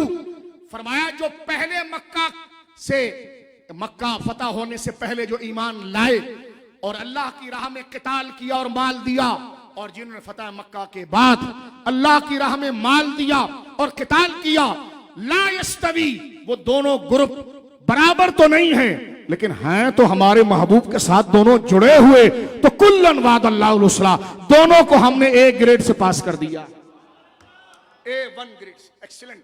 जब खुदा ने पास कर दिया, तवज्जो है, और अल्लाह रब्बुल आलमीन फरमाता व अलज़महुम कलिमतत तक़वा, हमने उनके दिलों पर कलमा तैयबा को लगा दिया है। व कानू अहक्क़ बिहा व अहलहा, इसलिए कि उनका वो दिल कलमे का हक रखता था और वो दिल जो है वो कलमे का मुस्तहिक था। और अल्लाह रब्बुल आलमीन फरमाता है व कान अल्लाहु बिकुल्लि शैइन अलीमा, ये हबड़ धबड़ में नहीं हुआ, ये इनाम वो दे रहा है जो हर चीज का इल्म रखता है, हर चीज का। आप कहते हैं क्या उन हवालों को बयान नहीं किया जाएगा? मैंने कहा मैंने बयान करने से कब मना किया है? सुनियों की बुखारी में है, तिरमिजी में है। मैंने कहा उसके बयान के मकसद पर उसको रखना, उस वाक़े का जो मकसद है, उस वाक़े की जो वजह है और जो उस वाक़े से पैगाम और जो उस वाक़े से मैसेज बनता है और जो मफहूम बनता है, वहीं तक रखना।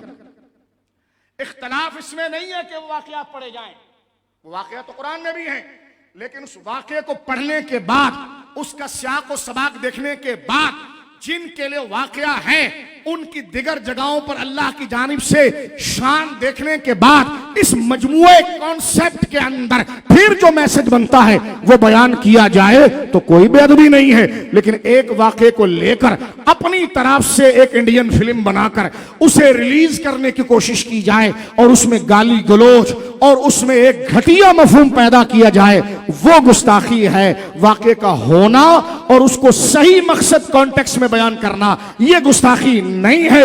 ये जो लंबी फहरिस्त तूने बयान की ना अमीन शहीदी, ये कोई आज की बात नहीं है, ये 1400 साल से अल्हम्दुलिल्लाह उलमा अहले सुन्नत ने तेरे इस झूठ का जवाब दिया। तो सुन्नी कोई इस बात से कंफ्यूज गोया के ना हो। आज के दरस निज़ाम मुस्तफ़ा सल्लल्लाहु अलैहि वसल्लम में जहां बुजुर्गों के आरास का जिक्र है, वहीं सरकार इमाम रब्बानी मुजद्दिद अल-फ़सानी रहिमहुल्लाह ताला, जहां हज़रत सैयदी ताहिर मारफानी रहिमहुल्लाह उनके उर्स की ये बज़्म है, हज़रत शेख तरीक़त अब्दुल जलील नक्शबंदी रहिमहुल्लाह ताला उनके ये उर्स पाक की बज़्म है। उसी तरह हज़रत सरकार मखदूम समना, सरकार मखदूम मोहम्मद अशरफ जहांगीर समनानी रज़ी अल्लाह ताला उनके उर्स पाक की ये बज़्म है। तो उनकी सारी तालीमात, मैं तुम्हारे सामने सिर्फ उनकी सीरत बयान करता, फजाइल बयान करता, तो उससे मैसेज क्या मिलता? मैसेज वो था जो हमने जिक्र किया है, यानी ऐसे बुजुर्गों से जुड़ने के बाद हमने करना क्या है, माहौल को किस जाविये से समझना है, उस पर ये सारी बात की गई जो उनकी जिंदगियों के अंदर मौजूद थी। और बात को खत्म करते हुए सरकार हजरत इमाम रब्बानी रज़ी अल्लाह ताला की जात गिरामी, जो उनका इल्मी काम और उनकी इल्मी खिदमात और उनका बेमिसल काम, अल्लाह अकबर, जिसकी नज़ीर जो है माजी करीब में हमें कहीं नजर नहीं आता, ऐसा बेमिसाल काम। शाह वलीउल्लाह मुहद्दिस देलवी रहमहुल्लाह ने इस बात को लिखा है कि अकबरी दौर के मुकाबले में, अकबरी दौर क्या था? यही था जो हो रहा है।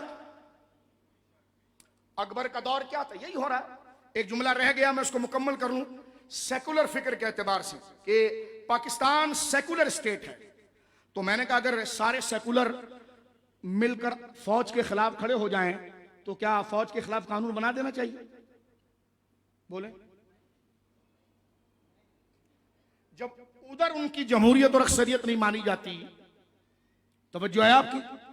नहीं समझ रहे आप मेरी बात? और नहीं माननी चाहिए, तवज्जो है, नहीं माननी चाहिए।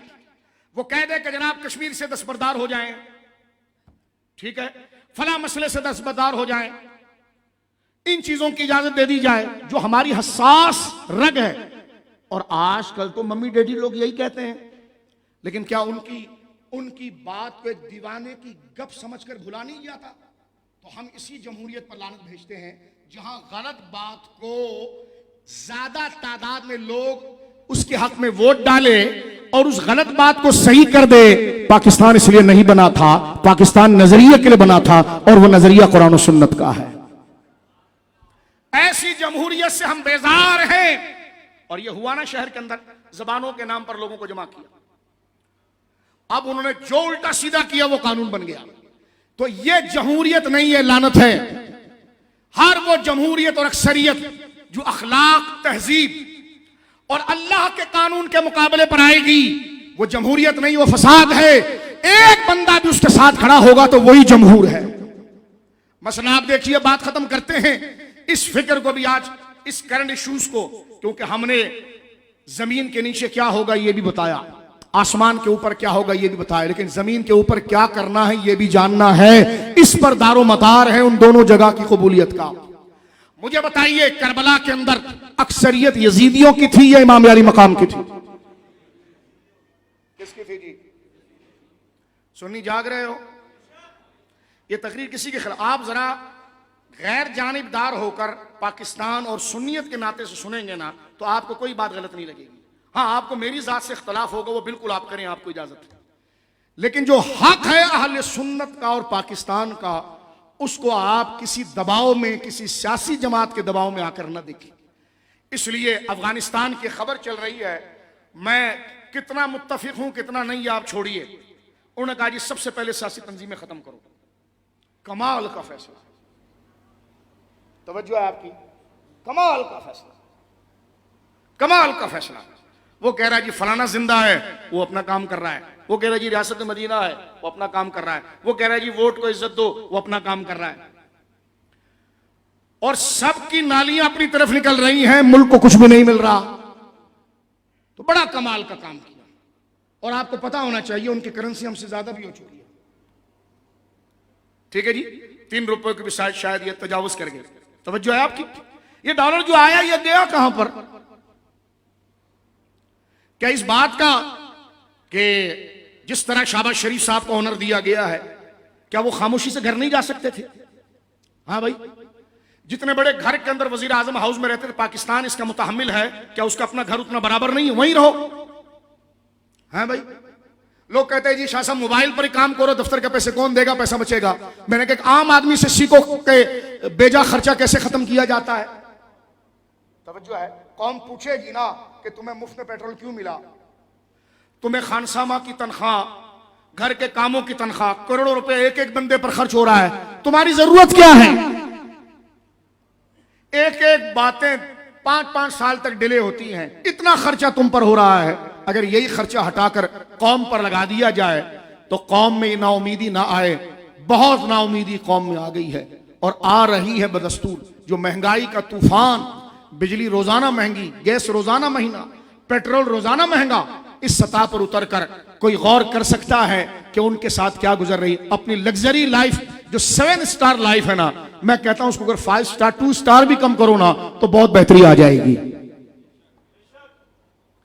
अपनी बेगम के लिए शॉपिंग की एक गाड़ी, मेकअप के और ब्यूटी पार्लर जाने में एक गाड़ी, मैंने कहा उस 10-12 गाड़ी में से अगर 4-5 भी कम कर दो ना तो बहुत नीचे सतह पर कमी आएगी। तवज्जो है? तवज्जो है? हम क्या कर सकते हैं मौलाना? मैंने कहा एक काम तो कर सकते हैं कि दिल में ऐसे झूठों को जगह नहीं दे सकते। कयामत के दिन कहेंगे मौला कुछ भी नहीं था, लेकिन ये दिल बचा कर लाए तेरी शरीयत के नाम पर। हमें अच्छा लगा तो कुरान लगा, हालात ऐसे नहीं थे या अल्लाह, लेकिन अच्छा लगा तो कुरान लगा। हमें अच्छे लगे तो तेरे हबीब की इज्जत लगी, बोलो सुभान अल्लाह। अच्छा लगा तो तेरा दीन लगा। लोग कहते थे मौलाना जीना सीखो, मरने की बात क्या करते हो? तो मैंने हदीस पढ़ी है आपके सामने। हदीस पाक में आता, साहबी ने कहा कि दुनिया का काम ऐसे करो जैसे हमेशा रहना है और आखिरत का काम ऐसे करो जैसे कल मर जाना है।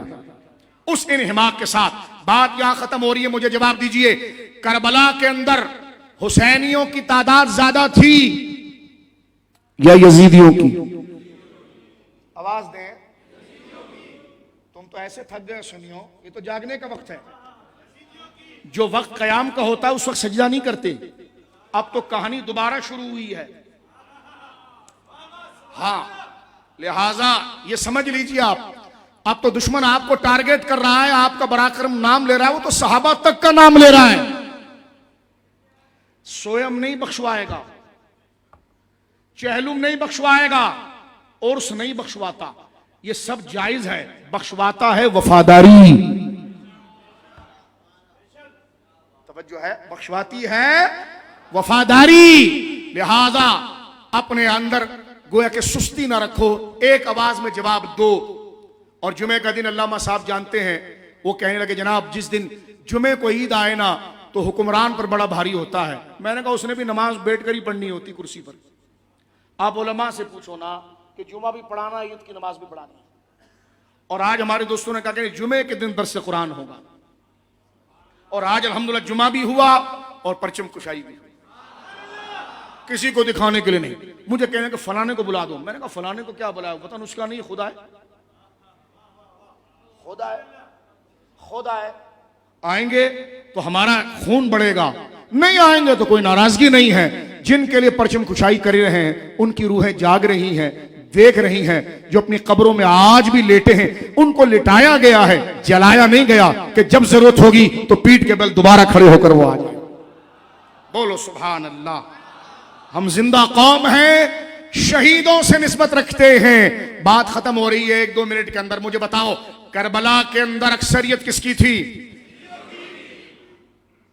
तो जमहूरी एतबार से तो यजीद खलीफा बन गया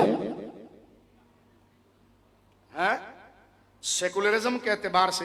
देखो यार एक जुमला सुनना, क्योंकि आप सोशल मीडिया बहुत देखते हो और तुम ये झूठे एंकरों के प्रोग्राम बहुत। सबसे पहले तो खबरें देखना छोड़ो, जरूरत की 4-5 खबरें जो पाकिस्तान से मुतल्लिक है देखो बस, ठीक है। ये ऊट पटांग, ये हम क्योंकि जाते हैं, हमें पता है, हम जाते रहे हैं। ये 4 किस्म के लोगों को बिठाते हैं, लड़वाते हैं, उसके बाद ये आपस में गप्पे शल्पे लगाकर साथ खाना खाते हैं। तो इनका इख्तिलाफ क्या है? जब टीवी पर इख्तिलाफ नजर आती है तो एक दूसरे के साथ जब खाना खा लें तो मुझे और आपको तो बेच दिया ना, और उनकी रेटिंग भी ऊपर गई और यूट्यूब से पैसे भी आए। तो दोनों तरफ से तेरा, एक तो तू अगर गोया के मोबाइल के जरिए देख रहा है तो वहां से गोया के तेरा नेट भी इस्तेमाल हो रहा है, टेलीविजन की तरफ देख रहा है तो बिजली भी उन्होंने, उनके घर तो बिजली फ्री है। वो चारों को लड़ाने के बाद उन्हें खामोश हो जाना है। और अगर तू देख भी ले तो होना तेरे देखने से क्या है? तूने परेशान होना है, फिर बीवी से लड़ना है, फिर बच्चे से लड़ना है, फिर तेरे पास प्यारे प्यारे बच्चे होंगे वो तुझे अच्छे नहीं लगेंगे क्योंकि तेरे अंदर नाउमीदी आ जाएगी। तो छोड़ उन दज्जालों को, छोड़ दे। तेरे आंगन में जो तेरे प्यारे प्यारे बच्चे हैं जो अल्लाह ने अता फरमाया, तेरा छोटा से जो टूटा फूटा घर है लेकिन एक साया है तेरा, उस तरफ आ जा। तेरा बदन सलामत है, उस तरफ आ जा। तेरे दिल में हुजूर की याद है कि मैं सो जाऊं या मुस्तफा, कहते कहते उसके दिल में याद है अमेरिका का वीजा लग जाए, तेरे दिल में याद आए कि सरकार मुझे देख लें। तो तेरे और उसके अंदर तो पेशाब और दूध वाला फर्क है। तू कहां वहां पाकीज़ा आदमी अपनी नियतों को बेच रहा है। निकल आ। ये जरूरी चीजें हैं जिसकी वजह से हमारी फिक्रें खराब हो रही हैं। यहां से निकल आ। और मुझे बताओ करबला में अक्सरियत यजीदियों की थी या हुसैनियत की? हाँ, तो फिर असेंबली में उसके बंदे ज्यादा थे तो क्या यजीदियत साबित हो गई? यकीनन सेकुलर यही कहेगा, लेकिन सच्चा आदमी जो इस्लाम के साथ है वो कहेगा हुसैन तन्हा भी था तो हक उसी के साथ था, इसलिए कि हुसैन के साथ हक था। और हक को कसरत और किल्लत से नहीं देखा जाता। हक जो है, हक और सच जो है, उसका तारुफ और उसकी तमीज किल्लत और कसरत से नहीं होती, बल्कि हर एक की तमीज उस हक की वजह से होती है। हक एक भी है तो वो सब पर भारी होता है। इसलिए ऐसी जमहूरियत को हम नहीं मानते कि जो अखलाक और कानून के खिलाफ, जनाब जो है, जिस तरह हमारे चीफ जस्टिस साहब ने कहा कि फहाशी तो वही है जिसको लोग फहाशी समझे और हया वो है जिसको लोग हया समझे। अदालत अगर ये फैसला करेंगी हाँ, तो मुझे बताओ इनका एतबार रहेगा? हाँ? ये कौन सी तारीफ है फहाशी की? ट्रांसजेंडर में जो बकवास तारीफ की है, अल्लाह अकबर, कितना बड़ा आइन के खिलाफ, कुरान और सुन्नत के खिलाफ। लिहाजा एक बात समझ लो, अक्सरियत नहीं देखी जाती, नजरिया देखा जाता है। और अगर अक्सरियत की बिना पर जमहूरियत बनती है तो ये जमहूरियत नहीं है, ये यजीदियत है, शैतानियत है। मुसलमान उस जमहूरियत को मानता है कि जिसमें हक के साथ लोग खड़े हों, और अगर लोग ना आए तब भी हक किसी का मोहताज नहीं रखता है, वो अपना तारुफ खुद रखता है। अल्लाह रब्बुल आलमीन जल्ला वाला हमारे अकाबिर की ये फिक्र थी, शहीदों की ये फिक्र थी, इस पर अल्लाह रब्बुल आलमीन हमें जिंदा और सलामत रखे। अखंड भारत के मुकाबले में पाकिस्तान बनने की वजह भी मेरे दोस्तों बुजुर्गों यही बनी थी कि अगर वो अंडरपास और फ्लाईओवर ये चीजें बनानी थी, ये शहर के लिए होना चाहिए। लेकिन गांधी कायद आजम के सामने ब्लैंक चेक रखकर ये कह रहा था, लेकिन मुस्लिम लीग उस जमाने की जो थी उन्होंने कहा नहीं, हमें कुछ नहीं चाहिए, हमें जमीन चाहिए। अरे जमीन तो मिल रही है ना, मिला दो उसको वहां पर।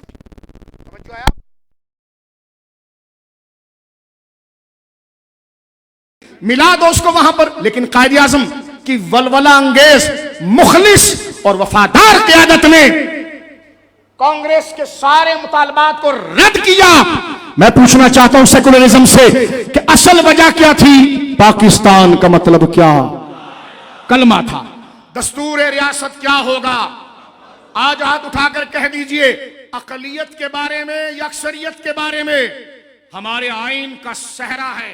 हर वो कानून जो अल्लाह के कानून और रसूलुल्लाह के बयान करदा कानून के मुकाबले पर आएगा, हम उसको कंडेम करते हैं और उसको मुस्तरद करते हैं।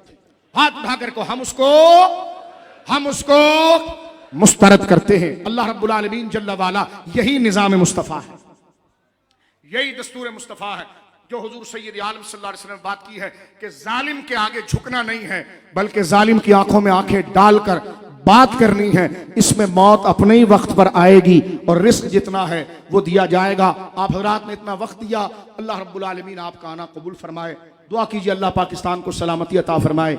गुजरा के जो हालात हैं, जो बने नहीं है, जितने बनाए जा रहे हैं, अल्लाह उसको उस वाक़े को शर से बचाए। और वो एक महदूद वाक़या है, कानून के तनाजिर में हमारे इदारे उसको देखें और मीडिया के मदारियों के हाथ में न दें, नारियल न दे। मीडिया जो बात कर रहा है ना, ये पूरे मुल्क में आग लगाना चाह रहा है। लिहाजा मीडिया को शटअप कॉल दी जाए। क्या आप इसकी हिमायत करते हैं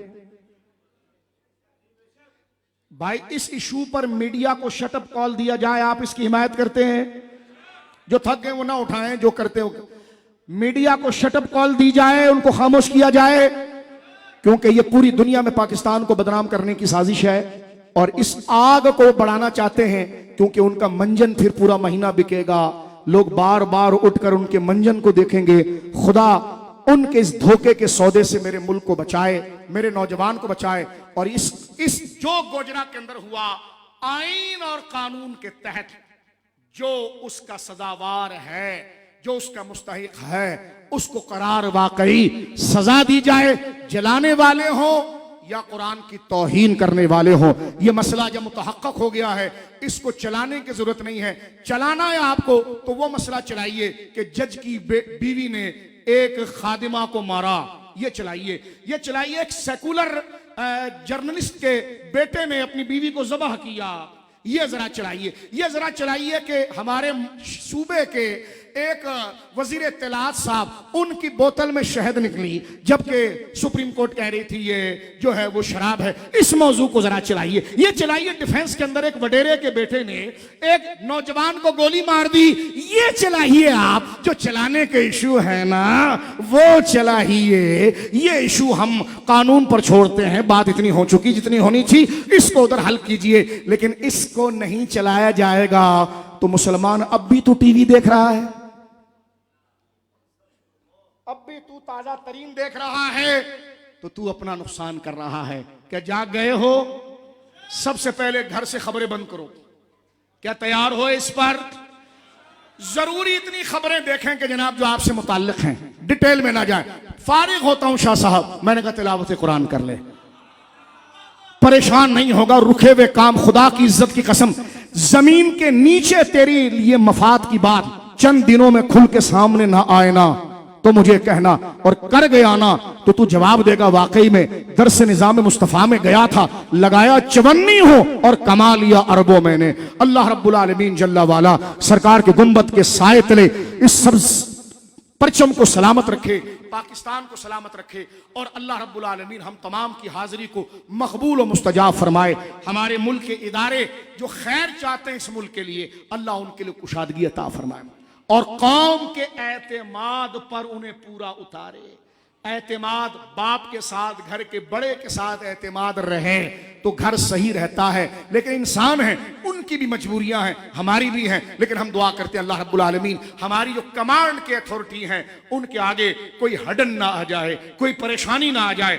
जो कौम से वो वादे कर रहे हैं, ये 5 साल पाकिस्तान की तरक्की के लिए हो, आसानी के लिए हो, फैज के लिए हो, अमन के लिए हो, और मिलकर कहिए अदल के लिए हो, और निजाम मुस्तफ़ा के निफाज के लिए हो, और इस शर्त के साथ कि मैं भी अपने घर में चोरी को रोकूं, मैं भी अपने घर में झूठ को रोकूं, मैं भी अपनी दुकान में कम तोलना रोकूं।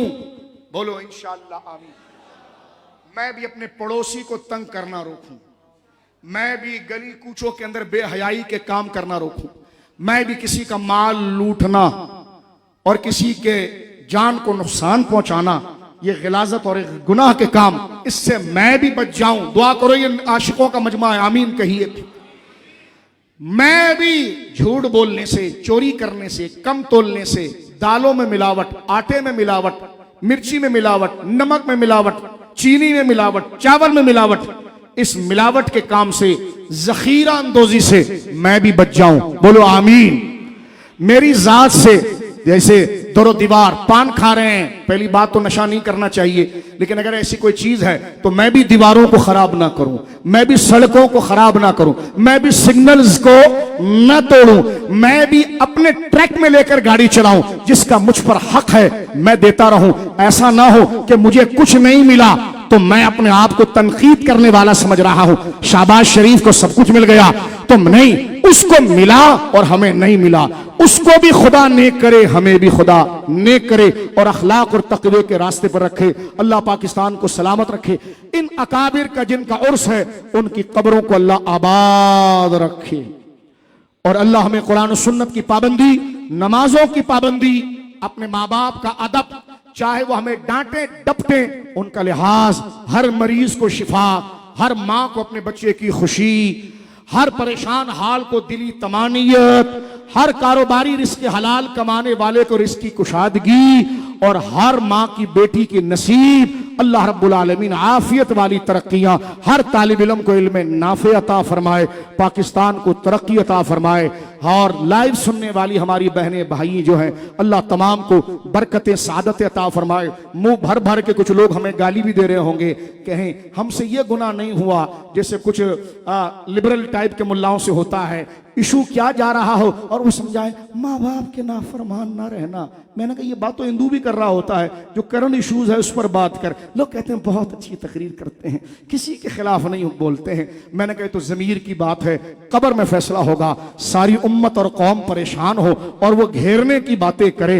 अल्लाह हमें अपने और पराए, धोखेबाज और सच्चे की तमीज अल्लाह अता फरमाए। व सल्लल्लाहु अला खैरि खल्क़िही मुहम्मदिन व अला आलिहि व सहबिही अजमाइन बिरहमतिका या अरहमर राहिमीन। एक शेर सलातो सलाम का होगा बड़े अदब के